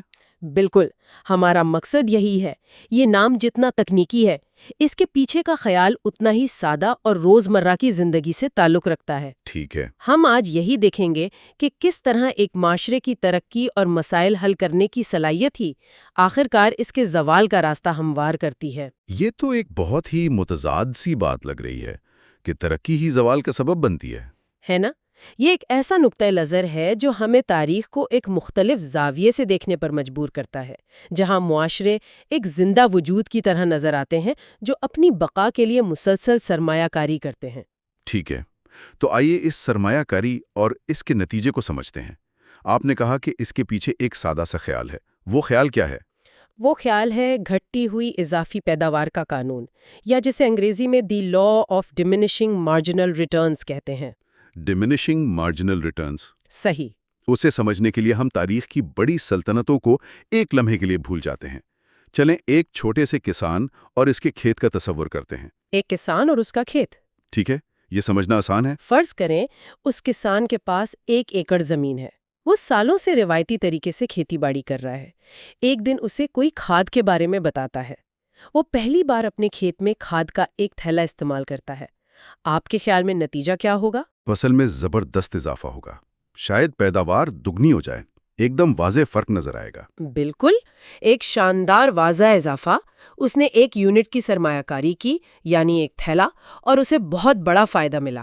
معاشیات کی زبان میں یہ ہے ہائی مارجنل ریٹرن، زیادہ اضافی فائدہ۔ صحیح۔ اب وہ کسان بہت خوش ہوتا ہے اور سوچتا ہے کہ اگر ایک تھیلے سے اتنا فائدہ ہوا ہے تو 2 سے اور بھی زیادہ ہوگا۔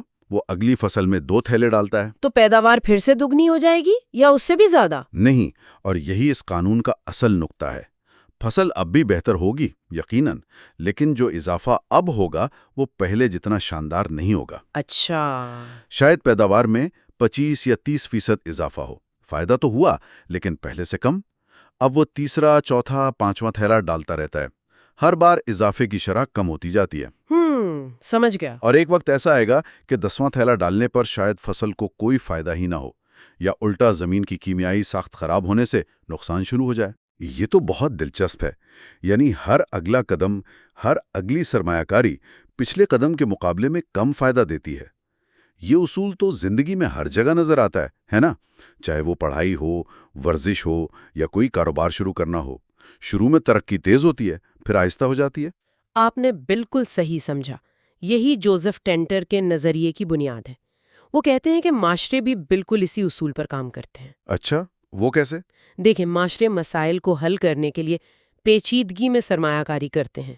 یہ مسائل کچھ بھی ہو سکتے ہیں: آبادی کا دباؤ، وسائل کی کمی، یا بیرونی دشمنوں کا خطرہ۔ اور اس کے جواب میں وہ کیا کرتے ہیں؟ اس کے جواب میں وہ حکومت بناتے ہیں، فوج قائم کرتے ہیں، قوانین بناتے ہیں، بیوروکریسی تشکیل دیتے ہیں، آپاشی کے نظام بناتے ہیں۔ یہ سب پیچیدگی کی مختلف شکلیں ہیں۔ یعنی نظام کو زیادہ منظم اور بڑا بناتے ہیں۔ بالکل، اور شروع میں ان چیزوں پر کی گئی سرمایہ کاری کا فائدہ بہت زیادہ ہوتا ہے، لیکن وقت کے ساتھ ساتھ اسی پیچیدگی کو برقرار رکھنے کی قیمت بڑھتی جاتی ہے اور اس سے ملنے والا اضافی فائدہ کم ہوتا چلا جاتا ہے۔ تو ٹینٹر کے مطابق وہ کون سے بڑے شعبے ہیں جہاں معاشرے یہ سرمایہ کاری کرتے ہیں اور جہاں یہ گھرتے ہوئے فائدے کا قانون سب سے واضح طور پر نظر آتا ہے؟ ٹینٹر کہتے ہیں کہ 4 ایسی بڑی جگہیں ہیں جہاں یہ اصول صاف نظر آتا ہے، اور سب سے بنیادی شعبہ جہاں سے کہانی شروع ہوتی ہے وہ ہے زراعت اور وسائل کی پیداوار۔ یعنی وہ چیزیں جو کسی بھی معاشرے کی بقا کے لیے بالکل ضروری ہیں: خوراک، پانی، توانائی۔ جی ہاں، اب ذرا تصور کریں، ابتدائی انسانی معاشرے زراعت کے سب سے آسان طریقے استعمال کرتے تھے، جیسے جنگل کا ایک ٹکڑا صاف کیا، درختوں کو جلایا، راکھ کو کھاد کے طور پر استعمال کیا۔ اچھا، چند سال فصل لگائی اور جب زمین کی زرخیزی کم ہوئی تو اسے ویسے ہی چھوڑ کر نئی جگہ چلے گئے۔ اسے فارسٹ فیلو یا سلیش اینڈ برن کہتے ہیں۔ یہ طریقہ تو تبھی تک کارآمد ہے جب آپ کے پاس لامحدود زمین ہو اور آبادی بہت کم ہو۔ جیسے ہی لوگ بڑھنے لگتے ہیں اور گاؤں شہروں میں بدلنے لگتے ہیں، آپ کو ایک ہی جگہ ٹکنا پڑے گا۔ تو پھر کیا ہوتا ہے؟ آپ نے بالکل صحیح نقطہ پکڑا۔ آبادی کے دباؤ میں معاشروں کو مجبوراً زیادہ پیداوار حاصل کرنے کے لیے زیادہ محنت والے طریقوں پر منتقل ہونا پڑتا ہے۔ جیسے کہ انہیں مستقل کھیت بنانے پڑتے ہیں، پھر ان کھیتوں کو سال بسال قابل کاشت رکھنے کے لیے ہل چلانا پڑتا ہے، جانور پالنے پڑتے ہیں۔ پھر مزید آبادی بڑھتی ہے تو آبپاشی کے نظام جیسے نہریں اور کنویں کھودنے پڑتے ہیں۔ پہاڑی علاقوں میں پتھر کاٹ کر چھتدار کھیت یعنی ٹیریسز بنانے پڑتے ہیں۔ اور ان سب کاموں میں محنت اور وسائل تو بہت زیادہ لگتے ہوں گے۔ بہت زیادہ۔ اور یہاں دلچسپ بات یہ ہے، ہر قدم پر فی ایکڑ پیداوار تو بڑھ رہی ہے، آپ اسی زمین کے ٹکڑے سے زیادہ اناج حاصل کر رہے ہیں۔ صحیح۔ لیکن فی گھنٹہ محنت کے بدلے ملنے والی پیداوار مسلسل کم ہو رہی ہے۔ اچھا، یہ نقطہ بہت اہم ہے۔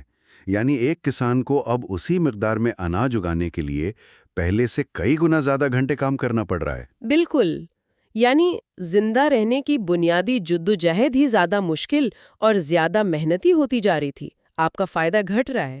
تو یہ اصول توانائی اور معدنیات پر کیسے لاگو ہوتا ہے؟ بالکل اسی طرح انسان ہمیشہ پہلے وہ وسائل استعمال کرتا ہے جو سب سے آسانی سے دستیاب ہوں، جیسے سطح کے قریب پڑا ہوا کوئلہ یا ایسا تیل جو خود زمین سے ابل رہا ہو۔ یعنی سب سے آسان پھل پہلے توڑا جاتا ہے۔ درست۔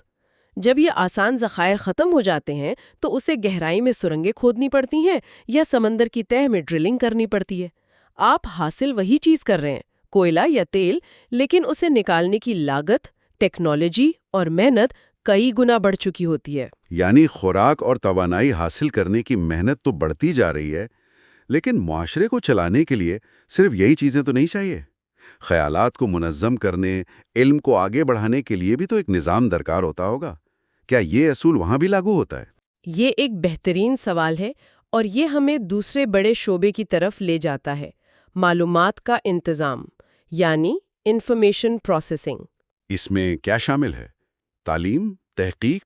جی، اس میں تعلیم، تحقیق اور ترقی R&D جیسی چیزیں شامل ہیں۔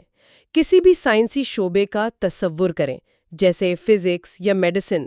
ابتدائی دریافتیں ہمیشہ انقلابی ہوتی ہیں، نیوٹن کے قانون، بجلی کی دریافت یا پہلا اینٹی بائیوٹک۔ صحیح، ایک دریافت سے دنیا بدل گئی۔ بالکل، ان ایک ایک دریافت سے معاشرے میں ایک بہت بڑی تبدیلی آتی ہے۔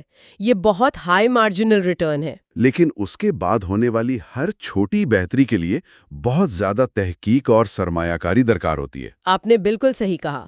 بھاپ کے انجن کی کارکردگی میں 1% بہتری لانے کے لیے سائنسدانوں اور انجینئروں کی پوری ٹیم کو سالوں کام کرنا پڑتا ہے۔ ٹٹر نے اعداد و شمار پیش کیے ہیں کہ 1900 سے 1954 تک امریکہ میں سائنسدانوں اور انجینئروں کی تعداد کئی گنا بڑھ گئی، لیکن اس دوران فی سائنسدان جاری ہونے والے پیٹنٹس کی تعداد میں تیزی سے کمی آئی۔ یعنی زیادہ لوگ اور زیادہ پیسہ لگانے کے باوجود نئی ایجادات کی شرح کم ہو گئی۔ جی، فائدہ کم ہو رہا تھا۔ یہ بات تو آج بھی بالکل سچ لگتی ہے۔ ہم دیکھتے ہیں کہ آرٹیفیشل انٹیلیجنس جیسی فیلڈز میں شروع کی کامیابیاں کتنی بڑی تھی، لیکن اب ہر چھوٹی بہتری کے لیے اربوں ڈالر اور ہزاروں ماہرین کی ضرورت پڑتی ہے۔ بالکل، یہی بات ہے۔ اور تعلیم کے بارے میں کیا خیال ہے؟ کیا تعلیم پر خرچ کرنا ہمیشہ یکساں فائدہ دیتا ہے؟ نہیں، وہاں بھی یہی اصول حیرت انگیز طور پر لاگو ہوتا ہے۔ بنیادی تعلیم یعنی کسی کو صرف لکھنا پڑھنا سکھانے پر کی گئی سرمایہ کاری کا معاشرے کو بہت زیادہ فائدہ ہوتا ہے۔ اس سے پوری آبادی کی پیداواری صلاحیت بڑھ جاتی ہے۔ جی، وہ بہتر شہری بنتے ہیں، صحت کے اصولوں کو سمجھتے ہیں، لیکن جیسے جیسے تعلیم خصوصی یعنی اسپیشلائزڈ ہوتی جاتی ہے، اس کی لاگت آسمان کو چھونے لگتی ہے، جبکہ معاشرے کو ملنے والا اضافی فائدہ کم ہوتا جاتا ہے۔ اچھا، ایک شخص کو ڈاکٹر یا انجینئر بنانے پر بہت خرچ آتا ہے۔ اور پھر ایک پی ایچ ڈی اسکالر جو کسی بہت ہی مخصوص شعبے میں تحقیق کرتا ہے، اسے تیار کرنے پر تو معاشرے کا بہت بڑا سرمایہ لگتا ہے۔ اور وہ شاید اپنی پوری زندگی میں چند تحقیقی مقالے ہی لکھ پائے۔ بالکل، فائدہ تو ہوتا ہے لیکن اس کی قیمت بہت زیادہ ہوتی ہے۔ ٹھیک ہے، تو پیداوار مشکل ہو رہی ہے، نئی کھوجیں مہنگی ہو رہے ہیں، ان سب چیزوں کو سنبھالنے کے لیے ایک بڑے ہوتے ہوئے معاشرے کو ایک مضبوط حکومت کی بھی تو ضرورت پڑتی ہوگی۔ امن و امان، فوج، افسر شاہی، یقیناً اس پر بھی بھاری لاگت آتی ہوگی۔ یقیناً، اور یہ ہمیں تیسرے شعبے کی طرف لے جاتا ہے، معاشرتی و سیاسی کنٹرول، یعنی سوشیو پولیٹیکل کنٹرول۔ یعنی حکومت، فوج، بیوروکریسی۔ جی، ایک چھوٹا سا قبیلہ یا ریاست بہت کم خرچ پر بہت مؤثر ہو سکتی ہے۔ ایک سردار اور چند سپاہی مل کر ایک محدود علاقے میں امن و امان قائم رکھ سکتے ہیں، لیکن جیسے جیسے سلطنت پھیلتی ہے اسے کنٹرول کرنا مشکل اور مہنگا ہو جاتا ہے۔ بالکل، اسے کنٹرول کرنے کے لیے ایک بہت بڑا اور پیچیدہ بیوروکریسی کا ڈھانچہ اور ایک بہت بڑی پیشہ ور فوج درکار ہوتی ہے۔ یہ تو ایک بہت بڑا دعویٰ ہے کہ سلطنتیں اپنے ہی وزن تلے دب جاتی ہیں۔ تاریخ میں اس کی کوئی واضح مثال ہے جہاں فتوحات رکنے کے بعد نظام چلانا ایک بوجھ بن گیا ہو؟ اس کی سب سے بہترین اور کلاسیکی مثال رومی سلطنت ہے۔ میں یہی سوچ رہا تھا۔ جب رومی سلطنت پھیل رہی تھی تو انہیں ہر فتح سے بے پناہ دولت ملتی تھی، لوٹ مار کا مال، غلام اور نئے صوبوں سے حاصل ہونے والا ٹیکس۔ یعنی سرمایہ کاری پر بہت زیادہ فائدہ تھا۔ بہت زیادہ۔ فوج بھیجنے کی لاگت آتی تھی لیکن واپسی میں اس سے کہیں زیادہ مل جاتا تھا۔ لیکن جب فتوحات کا سلسلہ دوسری صدی عیسوی میں رک گیا تو آمدنی کا یہ بڑا ذریعہ بند ہو گیا۔ اچھا۔ اب ان وسیع علاقوں کا انتظام چلانا اور ہزاروں میل لمبی سرحدوں کا دفاع کرنا ایک مستقل اور بڑھتا ہوا خرچ بن گیا۔ تو اب فائدہ آنا بند ہو گیا اور صرف خرچ باقی رہ گیا جو وقت کے ساتھ بڑھتا ہی جا رہا تھا۔ اور وہ خرچ ناقابل تصور حد تک بڑھ گیا۔ سرحدوں پر موجود لاکھوں فوجیوں کی تنخواہیں، دور دراز صوبوں تک سڑکوں کی مرمت، ہر صوبے میں گورنروں اور ان کے پورے عملے کے اخراجات۔ یہ تو ایک بہت بڑا انتظامی ڈھانچہ ہے۔ بہت بڑا۔ اور آخر کار ایک ایسا وقت آیا جب بہت سے صوبوں جیسے برطانیہ یا جرمنی کے دفاع اور انتظامیہ پر آنے والی لاگت وہاں سے حاصل ہونے والے محصول سے زیادہ ہو گئی۔ یعنی ان صوبوں کو سلطنت کا حصہ رکھنا اب ایک گھاٹے کا سودا بن گیا تھا۔ بالکل، اب سلطنت خود اپنے لیے ایک معاشی بوجھ بن چکی تھی۔ یعنی جو چیز رومی سلطنت کی طاقت کی سب سے بڑی علامت تھی، اس کا وسیع ہونا، وہی آخرکار اس کی کمزوری بن گئی۔ تو ہمارے پاس ایک ایسی سلطنت ہے جس کی زراعت مہنگی ہے، نئی ایجادات مشکل ہیں اور اپنی حکومت چلانا ہی ایک بوجھ بن گیا ہے۔ اس سب کا اثر پوری معیشت پر کیسے پڑتا ہوگا؟ یہی ہمارا چوتھا اور آخری شعبہ ہے، مجموعی معاشی پیداوار۔ یہاں تک کہ مجموعی معاشی ترقی بھی اسی قانون کی پابند ہے۔ وہ کیسے؟ ابتدائی صنعتی ترقی بہت تیز ہوتی ہے کیونکہ اس میں سب سے بنیادی اور آسان ٹیکنالوجیز استعمال ہوتی ہیں، جیسے ٹیکسٹائل ملز یا ریلوے۔ اس سے معاشرے میں فوری اور بڑی تبدیلی آتی ہے۔ صحیح، ہائی ریٹرن۔ لیکن ایک خاص سطح پر پہنچنے کے بعد مزید ترقی کے لیے بہت بڑی اور پیچیدہ سرمایہ کاری کی ضرورت ہوتی ہے۔ آج ایک ترقی یافتہ معاشرے میں جی ڈی پی میں صرف 1% اضافہ لانے کے لیے خربوں ڈالر کی سرمایہ کاری اور بہت پیچیدہ پالیسیاں درکار ہوتی ہیں۔ ایک منٹ، تو اگر ہم ان چاروں شعبوں کو ملا کر دیکھیں، خوراک، علم، حکومت اور معیشت، تو یہ ایک ایسی تصویر بنتی ہے جہاں ہر نظام اپنی کامیابی کی وجہ سے ہی مزید مہنگا اور ناکارہ ہوتا جا رہا ہے۔ یہ تو ایک قسم کا ناقابل گریز جال لگتا ہے۔ آخرکار ہوتا کیا ہے؟ آخرکار ایک ایسا نازک نقطہ آتا ہے، ایک ٹپنگ پوائنٹ جہاں پیچیدگی کو برقرار رکھنے یا اس میں مزید اضافہ کرنے کی اضافی لاگت، جسے مارجنل کاسٹ کہتے ہیں، وہ اس سے حاصل ہونے والے اضافی فائدے یعنی مارجنل بینیفٹ سے بڑھ جاتی ہے۔ یہ تو معاشیات کا ایک بنیادی اصول ہے، جہاں لاگت فائدے سے بڑھ جائے تو یہ وہ لمحہ ہے جہاں پورا نظام ٹوٹنے کے قریب پہنچ جاتا ہے۔ جب ایک عام شہری کو لگتا ہے کہ اس ریاست کا حصہ بنے رہنے کا کوئی فائدہ نہیں، صرف نقصان ہے۔ بالکل، اس نقطے پر معاشرہ انتہائی غیر مستحکم اور کمزور ہو جاتا ہے۔ اس کے پاس کسی بھی نئے بحران کا مقابلہ کرنے کے لیے اضافی وسائل یعنی سرپلس نہیں بچتے۔ کیوں؟ وہ کہاں جاتے ہیں؟ اس کی ساری توانائی اور وسائل صرف موجودہ پیچیدہ نظام کو کسی نہ کسی طرح چلانے میں خرچ ہو رہے ہوتے ہیں۔ اب اگر کوئی بحران آ جائے، جیسے کوئی بڑا قحط، ایک نئی وبا یا کوئی بڑا بیرونی حملہ، تو ریاست کے پاس اس کا مقابلہ کرنے کی سخت نہیں ہوتی۔ اور عوام پر اس کا کیا اثر پڑتا ہوگا؟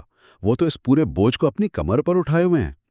عوام پر ٹیکسوں کا بوجھ اتنا بڑھ جاتا ہے کہ انہیں ریاست کی موجودگی کا کوئی عملی فائدہ نظر نہیں آتا۔ ایک عام کسان یا شہری یہ سوچتا ہے کہ میں اپنی آمدنی کا بڑا حصہ ٹیکس میں دے رہی ہوں اور بدلے میں مجھے کیا مل رہا ہے؟ سڑکیں ٹوٹی ہوئی ہیں، سرحدوں پر حملے ہو رہے ہیں اور بیوروکریٹس رشوت مانگ رہے ہیں۔ اس کے لیے ریاست اب تحفظ اور خوشحالی کی ضامن نہیں رہتی، بلکہ ایک بوجھ بن جاتی ہے جسے وہ مزید اٹھانے کو تیار نہیں ہوتا۔ بالکل۔ تو کیا اس مقام پر زوال ناگزیر ہو جاتا ہے؟ ٹینٹر کے نظریے کی سب سے حیران کن بات یہی ہے۔ وہ کہتی ہیں کہ اس مقام پر زوال یا کولیپس کوئی حادثہ یا تباہی نہیں، بلکہ ایک معقول معاشی فیصلہ بن جاتا ہے۔ ایک معقول فیصلہ؟ یہ کیسے ہو سکتا ہے؟ عام لوگوں کے لیے اس مہنگی، بوجھل اور غیر فعال ریاستی مشینری کو سہارا دینے کے بجائے ایک سادہ، مقامی اور کم خرچ طرز زندگی کی طرف لوٹنا زیادہ فائدہ مند ہو جاتا ہے۔ یعنی وہ جان بوجھ کر اس نظام سے الگ ہو جاتے ہیں۔ جی، وہ اس پیچیدہ نظام سے اپنا تعلق توڑ دیتے ہیں، ٹیکس دینا بند کر دیتے ہیں اور مرکزی حکومت کا اختیار ماننے سے انکار کر دیتے ہیں، کیونکہ اس کی قیمت اس کے فائدے سے کہیں زیادہ ہو چکی ہوتی ہے۔ واہ، یہ تو بالکل ہی مختلف نقطہ نظر ہے۔ در حقیقت وہ یہ اس لیے کرتے ہیں کیونکہ یہ ان کے لیے ایک منطقی حکمت عملی ہے۔ مرکزی اور پیچیدہ ڈھانچہ ٹوٹ کر چھوٹے، خود مختار اور سادہ یونٹس میں تقسیم ہو جاتا ہے۔ جسے تاریخ کی کتابوں میں تاریک دور یا ڈارک ایج کہا جاتا ہے۔ بالکل۔ بظاہر یہ ایک تباہی لگتی ہے، لیکن ٹینٹر کے مطابق یہ اس وقت کے حالات میں وہاں کے لوگوں کے لیے ایک منطقی اور فائدہ مند انتخاب ہوتا ہے۔ یہ ایک حیران کن اور بہت طاقتور نظریہ ہے۔ یہ تو تاریخ کو دیکھنے کا پورا انداز ہی بدل دیتا ہے۔ جی، اس کا مطلب ہے کہ تہذیبوں کا زوال کسی ایک غلطی، کسی حملے یا کسی برے حکمران کا نتیجہ نہیں، بلکہ یہ ایک معاشی عمل ہے جو پیچیدگی کی اپنی فطرت میں ہی شامل ہے۔ یہ تو بہت دلچسپ ہے، کیونکہ عام طور پر ہم سوچتے ہیں کہ زیادہ سرمایہ کاری کا مطلب ہمیشہ زیادہ ترقی ہوتا ہے، لیکن یہ نظریہ اس کے بالکل الٹ ہے۔ جی ہاں، یہ ایک بہت طاقتور فریم ورک ہے جو ہمیں بتاتا ہے کہ کامیابی کے اندر ہی ناکامی کے بیچ چھپے ہوتے ہیں۔ جس پیچیدگی کو معاشرہ اپنی بقا اور ترقی کے لیے اپناتے ہیں، وہی پیچیدگی ایک وقت کے بعد ان پر اتنا بڑا بوجھ بن جاتی ہے کہ وہ اس کے وزن تلے دب جاتے ہیں۔ زوال ایک قسم کی اصلاح ہے، کم لاگت والے نظام کی طرف ایک واپسی۔ بالکل، آپ نے صحیح سمجھا۔ یہ واقعی ایک گہری سوچ ہے۔ اگلے حصے میں ہم اس نظریے کو حقیقی تاریخی مثالوں پر لاگو کریں گے، جیسے کہ مغربی رومی سلطنت اور مایا تہذیب، اور دیکھیں گے کہ یہ تھیوری ان کے زوال کی کس طرح قدم بقدم وضاحت کرتی ہے۔ بھی ایسی ہی کم ہوتی ہوئی مارجنل ریٹرنز کی علامات نظر آ رہی ہیں؟ یہ ایک ایسا سوال ہے جس پر غور کرنا چاہیے۔ یہ ہمارے سلسلے کا 5واں حصہ ہے۔ پچھلی گفتگو میں ہم نے ایک نظریہ پیش کیا تھا کہ عظیم تہذیبیں اکثر بیرونی دشمنوں سے نہیں بلکہ اپنے ہی وزن تلے دب کر ختم ہو جاتی ہیں۔ جی، اور یہ ایک بہت بڑا دعویٰ ہے۔ بالکل۔ تو آج ہم نے سوچا کہ ہم جاسوس بن کر تاریخ کے 3 بالکل مختلف جرائم کے مناظر کا معائنہ کریں گے۔ اچھا۔ ایک وسیع سلطنت، جنگل میں بکھری شہری ریاستیں اور صحرا میں پھیلا ایک نیٹ ورک۔ مقصد یہ دیکھنا ہے کہ کیا ثبوت ہمارے نظریے سے میل کھاتے ہیں یا نہیں۔ اور ہمارا نظریہ، جسے ہم نے پچھلی بار تفصیل سے سمجھا تھا، وہ گھٹتی ہوئی اضافی پیداوار کا ہے۔ یعنی جب کوئی معاشرہ اپنے مسائل حل کرنے کے لیے پیچیدگی میں سرمایہ کاری کرتا ہے، بڑی فوجیں، زیادہ بیوروکریسی، بڑے منصوبے، تو شروع میں تو بہت فائدہ ہوتا ہے۔ صحیح۔ لیکن لگتا آتا ہے جب ہر نئی سرمایہ کاری سے فائدہ کم اور لاگت وہ زیادہ ہونے لگتی ہے، یہاں تک کہ پورا نظام غیر مستحکم ہو جاتا ہے۔ بالکل۔ تو آئیے اپنے پہلے کیس کی طرف چلتے ہیں جو شاید زوال کی سب سے مشہور مثال ہے۔ مغربی رومی سلطنت۔ جی، جب ہم روم کے زوال کا سوچتے ہیں تو ہمارے ذہن میں وحشی حملہ آوروں اور جلتے ہوئے شہروں کی تصویر آتی ہے، لیکن کیا کہانی واقعی اتنی سادہ ہے؟ دیکھیے، شروع میں تو روم کی کہانی بے مثال کامیابی کی کہانی ہے۔ ہر نئی فتح اپنے ساتھ زمین، غلام اور بے تحاشا دولت لاتی تھی۔ اچھا۔ یہ ایک ایسا کاروبار تھا جس میں سرمایہ کاری پر منافع بہت زیادہ تھا۔ جتنے علاقے فتح ہوتے اتنی ہی سلطنت امیر ہوتی جاتی اور اس دولت سے مزید فتوحات گراں ہموار ہوتی۔ تو یہ ایک طرح کا مثبت چکر تھا، کامیابی مزید کامیابی کو جنم دے رہی تھی۔ بالکل، لیکن پھر ظاہر ہے یہ سلسلہ ہمیشہ تو نہیں چل سکتا تھا۔ تو وہ موڑ کب آیا؟ وہ کون سا نقطہ تھا جہاں سے یہ فائدہ مند چکر الٹا گھومنا شروع ہو گیا؟ وہ موڑ آگسٹس کے دور میں آیا جب سلطنت اپنی فطری حدود تک پھیل گئی۔ اب مزید فتوحات سے آنے والی دولت کا سلسلہ تقریباً بند ہو گیا گا۔ اچھا، تو مطلب آمدنی کا جو ایک بڑا ذریعہ تھا وہ ختم ہو گیا۔ جی بالکل، لیکن سلطنت کے اخراجات تو وہیں تھے، بلکہ شاید بڑھ ہی رہے تھے۔ اور وہ اخراجات کیا تھے؟ میرا مطلب ہے کس چیز پر پیسہ لگ رہا تھا؟ ایک بہت بڑی فوج کو ہزاروں میل لمبی سرحدوں پر تعینات رکھنا، ایک وسیع و عریض انتظامی ڈھانچہ چلانا اور بڑے شہروں کو سنبھالنا، یہ سب اب سلطنت کی سالانہ زرعی پیداوار پر ایک بوجھ بن گیا۔ صحیح، تو آمدنی کا ایک بڑا ذریعہ ختم ہو گیا لیکن اخراجات بڑھتے گئے۔ میں نے تیسری صدی کے بحران کے بارے میں پڑھا ہے، جس میں خانہ جنگی، وبائیں اور بیرونی حملے سب ایک ساتھ ہوئے تھے۔ جی، وہ ایک بہت ہی تباہ کن دور تھا۔ تو ایسے میں ریاست نے کیا کیا؟ اس نے اپنے آپ کو کیسے بچانے کی کوشش کی؟ ریاست نے وہی کیا جو اکثر بڑے نظام دباؤ میں آ کر کرتے ہیں۔ انہوں نے پیچیدگی میں مزید سرمایہ کاری کی۔ انہوں نے مسئلے کا حل مزید کنٹرول اور انتظام میں دیکھا۔ مطلب انہوں نے نظام کو مزید بڑا اور پیچیدہ بنا دیا۔ بالکل، ڈائیوکلیٹن اور کانسٹنٹائن جیسے شہنشاہوں نے فوج کو پہلے سے بھی بڑا کر دیا اور بیوروکریسی کو اتنا پھیلایا کہ اس کی مثال نہیں ملتی تھی۔ یہ ایک طرح سے نظام کو بچانے کی آخری بے چین کوشش تھی۔ لیکن اس سب کا خرچہ کہاں سے آیا؟ ظاہر ہے پیسہ آسمان سے تو نہیں گرا ہوگا۔ عام لوگوں پر، کسانوں پر اس کا کیا اثر پڑا؟ یہی تو اصل نقطہ ہے۔ اس کا سارا بوجھ عام آدمی پر ڈالا گیا، اور بنیادی طور پر 3 طریقوں سے۔ پہلا، ٹیکسوں میں بے تحاشا اضافہ کر دیا گیا۔ اچھا۔ کسانوں کی پیداوار کا ایک بہت بڑا حصہ حکومت لے جاتی تھی، جس سے ان کے پاس زندہ رہنے کے لیے بہت کم بچتا تھا۔ اور دوسرا طریقہ؟ دوسرا، حکومت نے سکوں میں ملاوٹ شروع کر دی۔ اخراجات پورے کرنے کے لیے چاندی کے سکوں میں سستی دھاتیں ملائی گئیں، جس کا نتیجہ شدید مہنگائی کی صورت میں نکلا۔ یعنی آپ کے ہاتھ میں جو سکہ تھا اس کی قیمت ہر روز کم ہو رہی تھی؟ جی، آپ کی بچتیں راتوں رات ختم ہو رہی تھی۔ یہ تو بہت خوفناک صورتحال ہے۔ اور تیسرا طریقہ کیا تھا؟ تیسرا طریقہ سب سے زیادہ سخت تھا۔ اسے کالونیٹ کا نظام کہتے ہیں۔ اس کے تحت کسانوں کو قانونی طور پر زمین سے باندھ دیا گیا تھا۔ وہ اپنی مرضی سے زمین چھوڑ کر کہیں اور نہیں جا سکتے تھے۔ ایک منٹ، یہ کالونیٹ کا نظام، یہ سننے میں تو بہت پیچیدہ لگتا ہے۔ کیا ہم اسے آسان لفظوں میں سمجھ سکتے ہیں؟ جی بالکل، اس کا مطلب یہ تھا کہ کسان اب قانونی طور پر غلام تو نہیں تھے، لیکن عملی طور پر وہ اپنے مالک کی زمین پر ہمیشہ کے لیے کام کرنے پر مجبور تھے۔ وہ اور ان کے بچے اسی زمین پر پیدا ہوتے اور وہیں مر جاتے۔ تو یہ جاگیرداری کی شروعات تھی۔ بالکل یہی۔ ریاست کو ہر حال میں زرعی پیداوار اور ٹیکس چاہیے تھے، اور اس کے لیے انہوں نے کسانوں کی آزادی چھین لی۔ اب آپ تصور کریں کہ ایک عام کسان کے لیے رومی سلطنت کا کیا مطلب رہ گیا تھا۔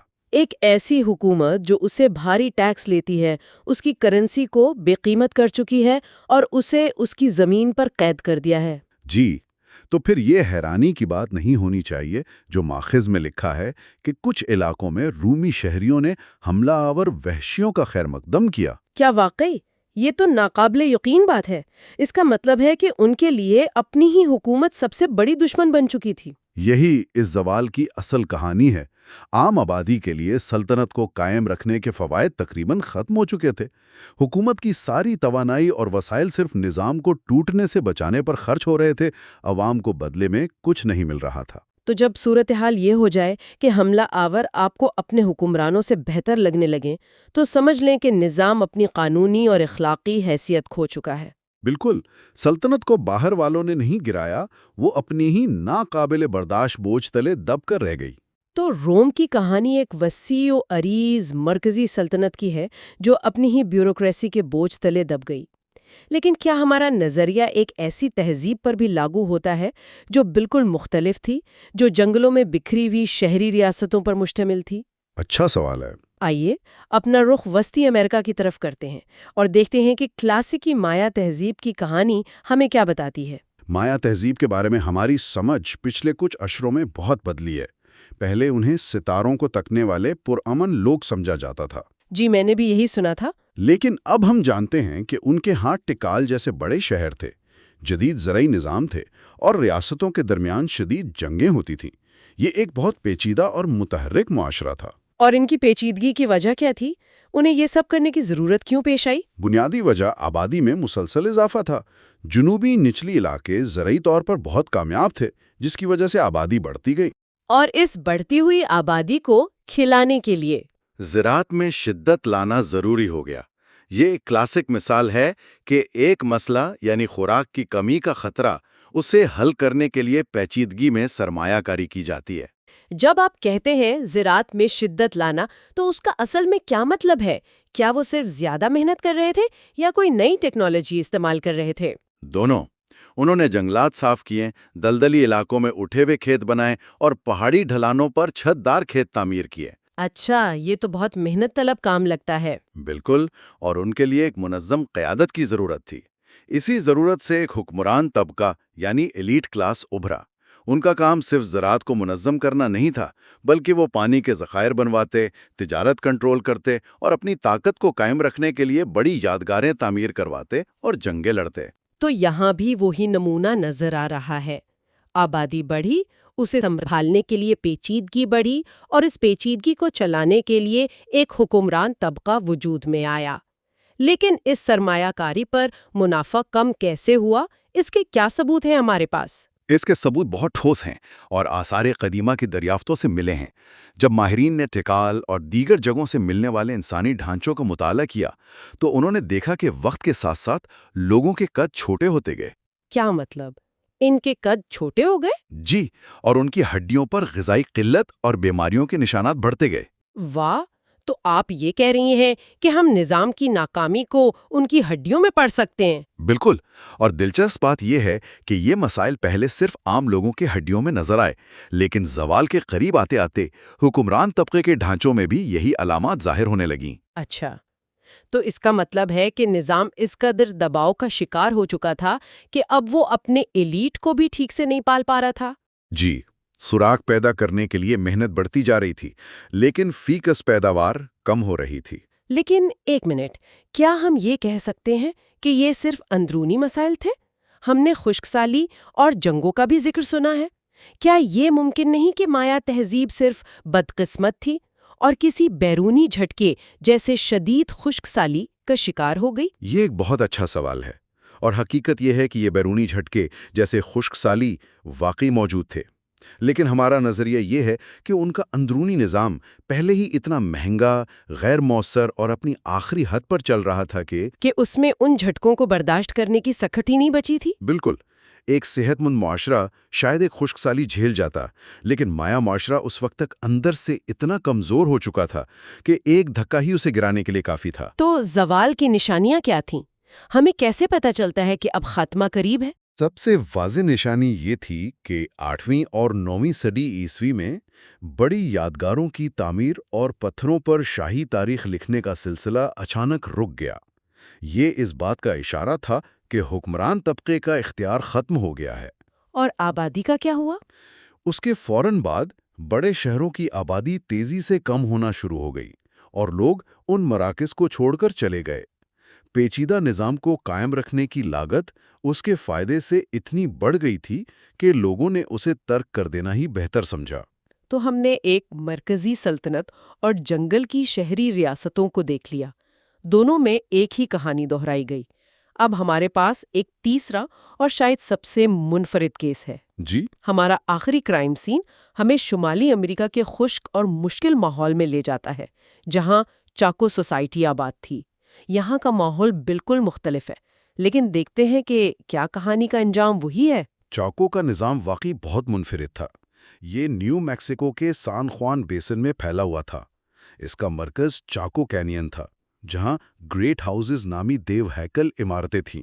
اچھا، اور اس مرکز سے سڑکوں کا ایک جال نکلتا تھا جو درجنوں چھوٹے قصبوں، جنہیں آؤٹ لائرز کہتے ہیں، کو آپس میں جوڑتا تھا۔ اس قدر مشکل ماحول میں اتنا پیچیدہ نظام بنانے کی کیا ضرورت تھی؟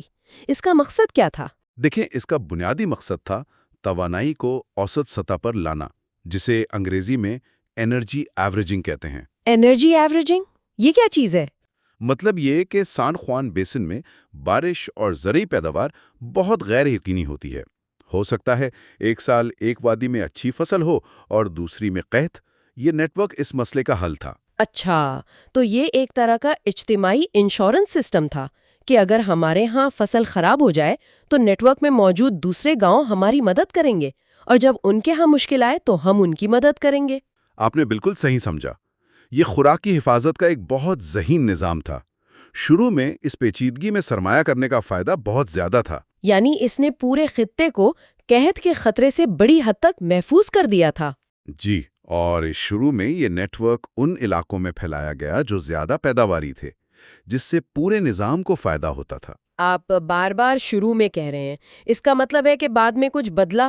تو یہاں پر گھٹتی ہوئی اضافی پیداوار کا عمل کیسے شروع ہوا؟ یہ تب شروع ہوا جب نظام ان علاقوں میں بھی پھیلنے لگا جو کم پیداواری اور ماحولیاتی طور پر کم متنوع تھے۔ اچھا، ان نئے آؤٹ لائرز کو نیٹ ورک میں شامل کرنے سے انتظامی اور تعمیراتی خرچات تو بڑھ گئے، لیکن وسائل کے مجموعی ذخیرے میں کوئی خاص اضافہ نہیں ہوا۔ یعنی نیٹ ورک بڑا ہو رہا تھا لیکن امیر نہیں ہو رہا تھا۔ بالکل، اور اس کے ساتھ ساتھ چاکو کینین کے مرکز میں تعمیرات پر بے تحاشا وسائل خرچ کیے جا رہے تھے۔ لاکھوں درخت کاٹے گئے، لاکھوں برتن باہر سے منگوائے گئے۔ یعنی اس انشورنس پالیسی کا پریمیم بڑھتا جا رہا تھا، لیکن اس کے بدلے میں ملنے والی سیکیورٹی کم ہو رہی تھی۔ بہترین انالوجی ہے، بالکل یہی ہوا۔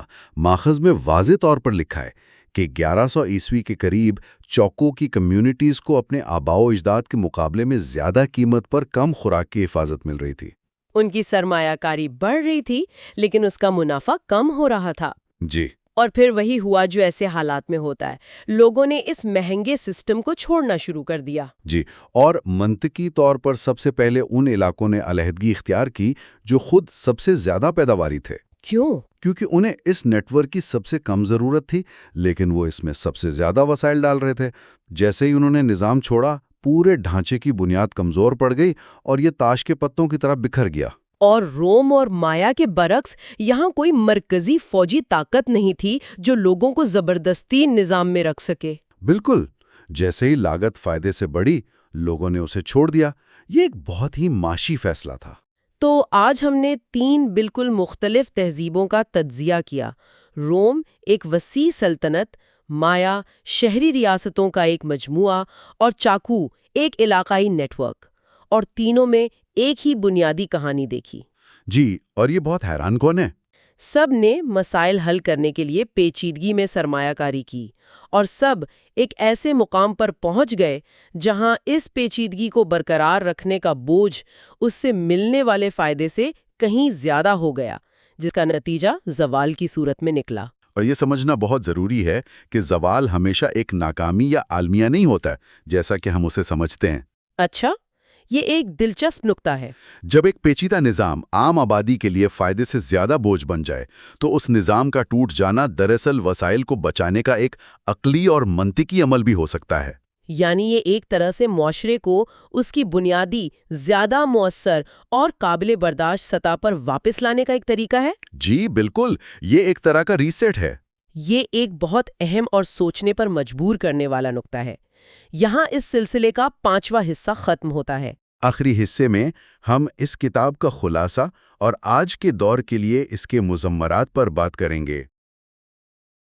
تو یہ حصہ 6 ہے ہماری آخری قسط، جوزف ٹنٹر کی کتاب پیچیدہ معاشروں کا زوال پر ہماری گفتگو کے اس 6 حصوں پر مشتمل سفر کا آج آخری پڑاؤ ہے۔ پچھلی 5 نشستوں میں ہم نے مایا، رومی سلطنت اور چاکو کینین جیسی تہذیبوں کے عروج و زوال کی کہانیاں سنی اور ان کے بکھرنے کی وجوہات کو کھنگالنے کی کوشش کی۔ آج ہم ان تمام دھاگوں کو ایک ساتھ جوڑ کر ایک مکمل تصویر بنانے کی کوشش کریں گے۔ ہمارا مقصد ہے کہ اس کتاب کے مرکزی نظریے، اس کی روح کو سمجھیں اور دیکھیں کہ مصنف کا پیش کردہ فریم ورک آج ہمارے لیے کیا معنی رکھتا ہے۔ بالکل، آج کی گفتگو دراصل اس پورے سفر کا نچوڑ ہے۔ ہم اس بنیادی سوال پر واپس آئیں گے کہ پیچیدہ معاشرے بنتے کیوں ہیں، وہ قائم کیسے رہتے ہیں، اور آخرکار وہ کون سی اندرونی کمزوری ہے جو انہیں زوال کی طرف لے جاتی ہے۔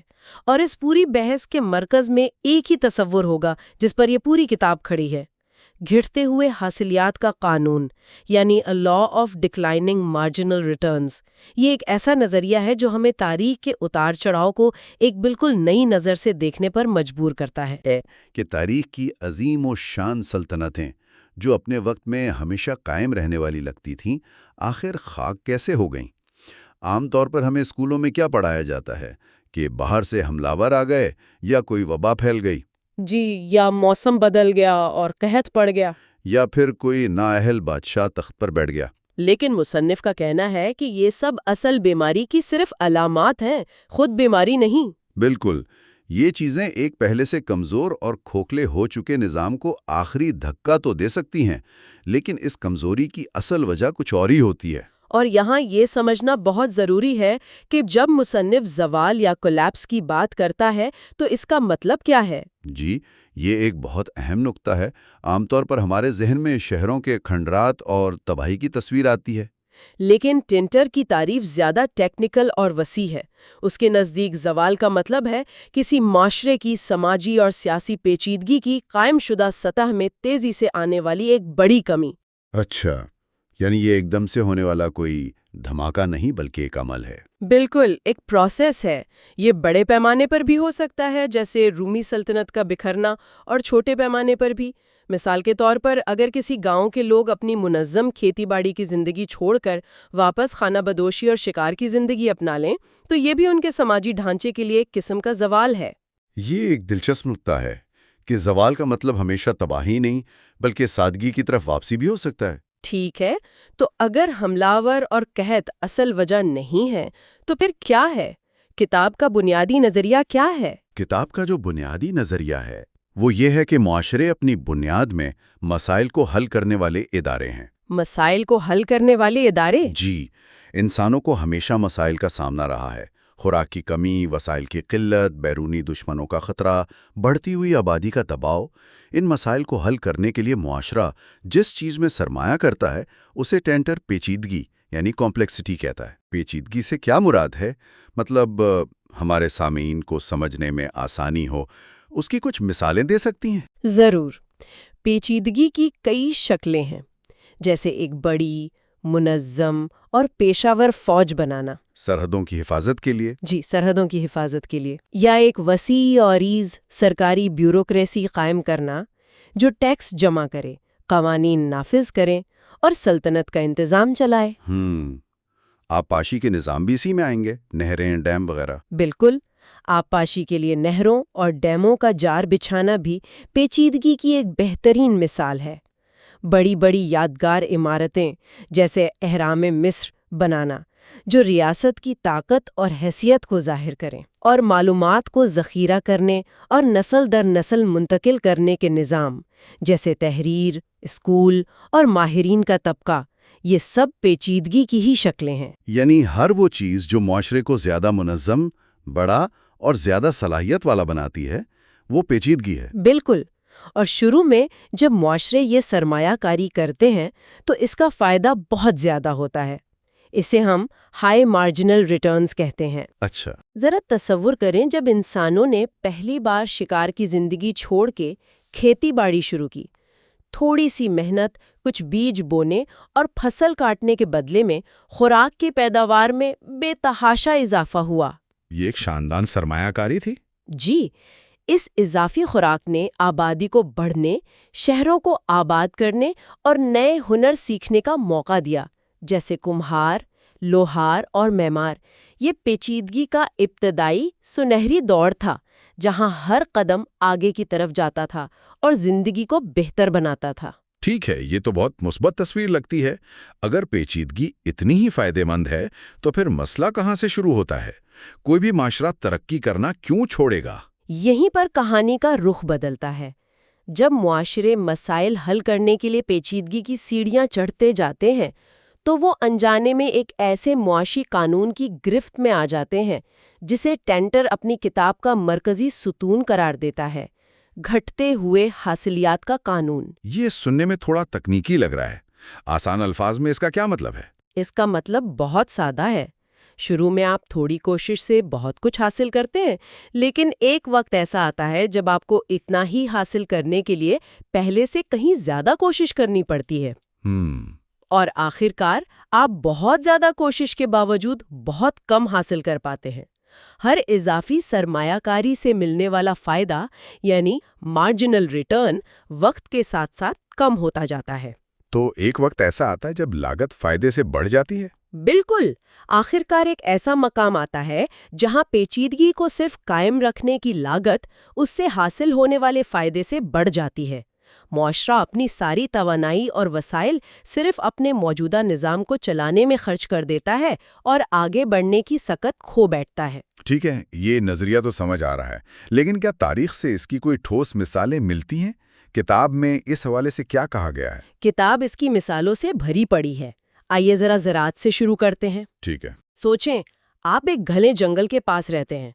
آپ تھوڑا سا جنگل صاف کرتے ہیں، بیج بوتے ہیں اور زمین اتنی زرخیز ہے کہ آپ کو بہت اچھی فصل ملتی ہے۔ اسے فارسٹ فیلو زراعت کہتے ہیں۔ یعنی بہت کم محنت میں زیادہ پیداوار۔ جی، لیکن جب آبادی بڑھتی ہے اور مزید خوراک کی ضرورت پڑتی ہے تو آپ اسی زمین پر سال میں کئی فصلیں اگانے پر مجبور ہو جاتے ہیں، جسے ملٹی کراپنگ کہتے ہیں۔ اچھا۔ اب کل پیداوار تو شاید بڑھ جائے، لیکن آپ دیکھیں گے کہ ہر گھنٹے کی محنت کے بدلے ملنے والی پیداوار کم ہو گئی ہے۔ ایک کسان کو اب دن میں 10 گھنٹے کام کرنا پڑ رہا ہے اتنی ہی کیلوریز حاصل کرنے کے لیے جو اس کے دادا کو شاید 6 گھنٹے کام کر کے مل جاتی تھی۔ یعنی مزید خوراک اگانے کی قیمت زیادہ محنت کی صورت میں ادا کرنی پڑ رہی ہے۔ محنت بڑھ گئی لیکن فی گھنٹہ محنت کا پھل کم ہو گیا۔ بالکل۔ دوسری مثال وسائل کی ہے۔ کوئی بھی معاشرہ پہلے وہ وسائل استعمال کرتا ہے جنہیں حاصل کرنا سب سے آسان اور سستا ہوتا ہے۔ زمین کی سطح کے قریب ملنے والی دھاتیں، ساحل کے قریب موجود گھنے جنگلات۔ صحیح۔ جب یہ آسانی سے دستیاب وسائل ختم ہو جاتے ہیں تو پھر آپ کو گہری کانیں کھودنی پڑتی ہیں، کم معیار کی دھات کو صاف کرنے کے لیے زیادہ توانائی لگانی پڑتی ہے یا دور دراز کے پہاڑوں سے لکڑی کاٹ کر لانی پڑتی ہے۔ تو ہر قدم پر لاگت بڑھتی جاتی ہے۔ لاگت بڑھتی جاتی ہے، لیکن حاصل ہونے والا خام مال وہی 1 ٹن لوہا یا لکڑی ہوتی ہے۔ لیکن آج کی دنیا میں ٹیکنالوجی اور جدت طرازی یعنی انوویشن کا کیا ہم نئی ایجادات سے اس قانون کو شکست نہیں دے سکتے؟ آج تو ہر روز نئی دریافتیں ہو رہی ہیں۔ یہ ایک بہت اہم سوال ہے اور کتاب اس پر بھی بات کرتی ہے۔ یہی قانون معلومات اور تحقیق پر بھی لاگو ہوتا ہے۔ اچھا، وہ کیسے؟ دیکھیں، تحقیق و ترقی یعنی R&D میں ابتدائی سرمایہ کاری سے بڑی اور بنیادی دریافتیں ہوتی ہیں، جیسے آگ کا استعمال، پہیے کی ایجاد یا نیوٹن کے قوانین۔ یہ وہ دریافتیں ہیں جو پوری دنیا کو بدل دیتی ہیں۔ Game changers. جی، لیکن وقت کے ساتھ ساتھ مزید دریافتوں کے لیے آپ کو بہت زیادہ ماہرین، بہت زیادہ مہنگے آلات اور بہت زیادہ فنڈز کی ضرورت پڑتی ہے۔ کتاب میں امریکی پیٹنٹ کے اعداد و شمار کا حوالہ دیا گیا ہے۔ یہ اعداد و شمار دکھاتے ہیں کہ 20ویں صدی میں سائنسدانوں اور انجینئرز کی تعداد میں بے پناہ اضافے کے باوجود فی سائنسدان نئی پیٹنٹ حاصل کرنے کی شرح مسلسل کم ہوتی گئی۔ مطلب ہم زیادہ سرمایہ کاری کر رہے ہیں لیکن فی سرمایہ کاری یونٹ کے حساب سے ملنے والی دریافتیں چھوٹی اور اضافی نوعیت کی ہوتی جا رہی ہیں۔ بالکل، انکریمنٹل امپروومنٹس۔ اور شاید اس کی سب سے واضح مثال فوجی توسیع میں نظر آتی ہوگی۔ بلا شبہ، رومی سلطنت اس کی بہترین مثال ہے۔ جب روم پھیل رہا تھا تو ہر نئی فتح سے بے تحاشا دولت، زمین، غلام اور ٹیکس کی آمد ہوتی تھی۔ یہ ایک بہت منافع بخش کاروبار تھا۔ صحیح۔ لیکن جب سلطنت اپنی قدرتی حدود یعنی صحراؤں، سمندروں اور گھنے جنگلوں تک پہنچ گئی تو مزید توسیع تقریباً ناممکن ہو گئی۔ اور پھر دفاع کا خرچہ شروع ہو گیا۔ بالکل، اب وہی مفتوحہ علاقے جو کبھی آمدنی کا ذریعہ تھے ایک بوجھ بن گئے۔ ان کی حفاظت کے لیے سرحدوں پر فوج تعینات کرنی پڑتی، قلعے بنانے پڑتے، سڑکوں کی دیکھ بھال کرنی پڑتی۔ یہ ایک ایسا مسلسل خرچ تھا جس سے کوئی نیا فائدہ حاصل نہیں ہو رہا تھا، کچھ بھی نہیں، صرف موجودہ حیثیت کو برقرار رکھا جا رہا تھا۔ برطانیہ میں ہیڈرین کی دیوار یعنی ہیڈرینز وال بنانے اور اس پر فوجی رکھنے کا خرچ اتنا تھا کہ اسے سلطنت کو کوئی آمدنی نہیں ہو رہی تھی، وہ صرف ایک بہت بڑا دفاعی خرچ تھا۔ ٹھیک ہے، تو ایک طرف معاشرہ پیچیدگی پر خرچ کرتا جا رہا ہے اور دوسری طرف اس کا فائدہ کم ہوتا جا رہا ہے۔ یہ تو ایک نہ ختم ہونے والے قرض کے چکر جیسا لگتا ہے۔ آخر اس کا انجام کیا ہوتا ہے؟ جب ایک معاشرہ اس مقام پر پہنچ جائے جہاں پیچیدگی کو قائم رکھنے کی قیمت اس کے فائدے سے زیادہ ہو جائے تو کیا ہوتا ہے؟ اور یہاں کتاب کا سب سے حیران کن اور انقلابی نقطہ سامنے آتا ہے۔ ٹینٹر کے مطابق جب یہ توازن بگڑ جاتا ہے اور پیچیدگی ایک بوجھ بن جاتی ہے تو زوال کوئی حادثہ نہیں ہوتا، تو پھر کیا ہوتا ہے؟ بلکہ اس مہنگے اور بوجھل نظام سے جان چھڑانے کا ایک منطقی اور معاشی طور پر فائدہ مند طریقہ بن جاتا ہے۔ ایک منٹ، یہ بات تھوڑی عجیب لگ رہی ہے۔ آپ کہہ رہی ہیں کہ رومی سلطنت کا خاتمہ ایک فائدہ مند حکمت عملی تھی۔ یہ کیسے ہو سکتا ہے؟ ہم تو تاریخ میں پڑھتے ہیں کہ وہ تاریک دور یعنی ڈارک ایجز کا آغاز تھا، ہر طرف افراتفری، جہالت اور تشدد تھا۔ یہ اس نظریے کا سب سے اہم پہلو ہے۔ سوال یہ ہے کہ فائدہ مند کس کے لیے؟ زوال کا سب سے زیادہ نقصان حکمران طبقے یعنی ایلیٹس کو ہوتا ہے، بادشاہ، جرنیل، بیوروکریٹس اور بڑے زمیندار۔ ان کی طاقت، دولت، مراعات اور حیثیت اسی پیچیدہ نظام سے وابستہ ہوتی ہے۔ جب یہ نظام بکھرتا ہے تو ان کا سب کچھ ختم ہو جاتا ہے۔ ٹھیک ہے، یہ بات تو سمجھ آتی ہے، لیکن ایک عام آدمی کا کیا؟ لیکن ایک عام کسان کے لیے صورتحال بالکل مختلف ہو سکتی ہے۔ سوچیں، مغربی رومن سلطنت کے آخری دور میں ایک عام کسان کی زندگی کیسی تھی؟ اس پر بھاری ٹیکسوں کا بوجھ تھا، اسے زبردستی فوج میں بھرتی کیا جاتا تھا اور اس کی محنت کا زیادہ تر پھل ریاست لے جاتی تھی۔ صحیح۔ جب مرکزی حکومت ختم ہوئی تو یہ سب دباؤ بھی ختم ہو گیا۔ اب اسے دور بیٹھے شہنشاہ کو ٹیکس نہیں دینا تھا، وہ مقامی سطح پر اپنی ضرورت کے لیے کھیتی باڑی کر رہا تھا۔ اس کی زندگی شاید زیادہ سادہ لیکن ممکنہ طور پر زیادہ آزاد اور بہتر ہو گئی ہو۔ مطلب ریاست کا جبر ختم ہو گیا؟ جی، کتاب میں مصنف کے الفاظ ہیں، جو چیز منتظمین کے لیے تباہی ہو سکتی ہے ضروری نہیں کہ وہ آبادی کی اکثریت کے لیے بھی تباہی ہو۔ یہ تو واقعی ایک بالکل مختلف زاویہ ہے۔ میں نے کبھی اس طرح سوچا ہی نہیں تھا کہ کسی سلطنت کا خاتمہ اس کے عوام کے لیے فائدہ مند بھی ہو سکتا ہے۔ تو زوال کے دوران ہوتا کیا ہے؟ کتاب اس عمل کی کیا خصوصیت بتاتی ہے؟ کتاب کے مطابق زوال پذیر معاشروں میں کچھ چیزیں مشترکہ ہوتی ہیں۔ مرکزی حکومت کا کنٹرول ختم ہو جاتا ہے اور طاقت مقامی سرداروں یا گروہوں کے ہاتھ میں آ جاتی ہے۔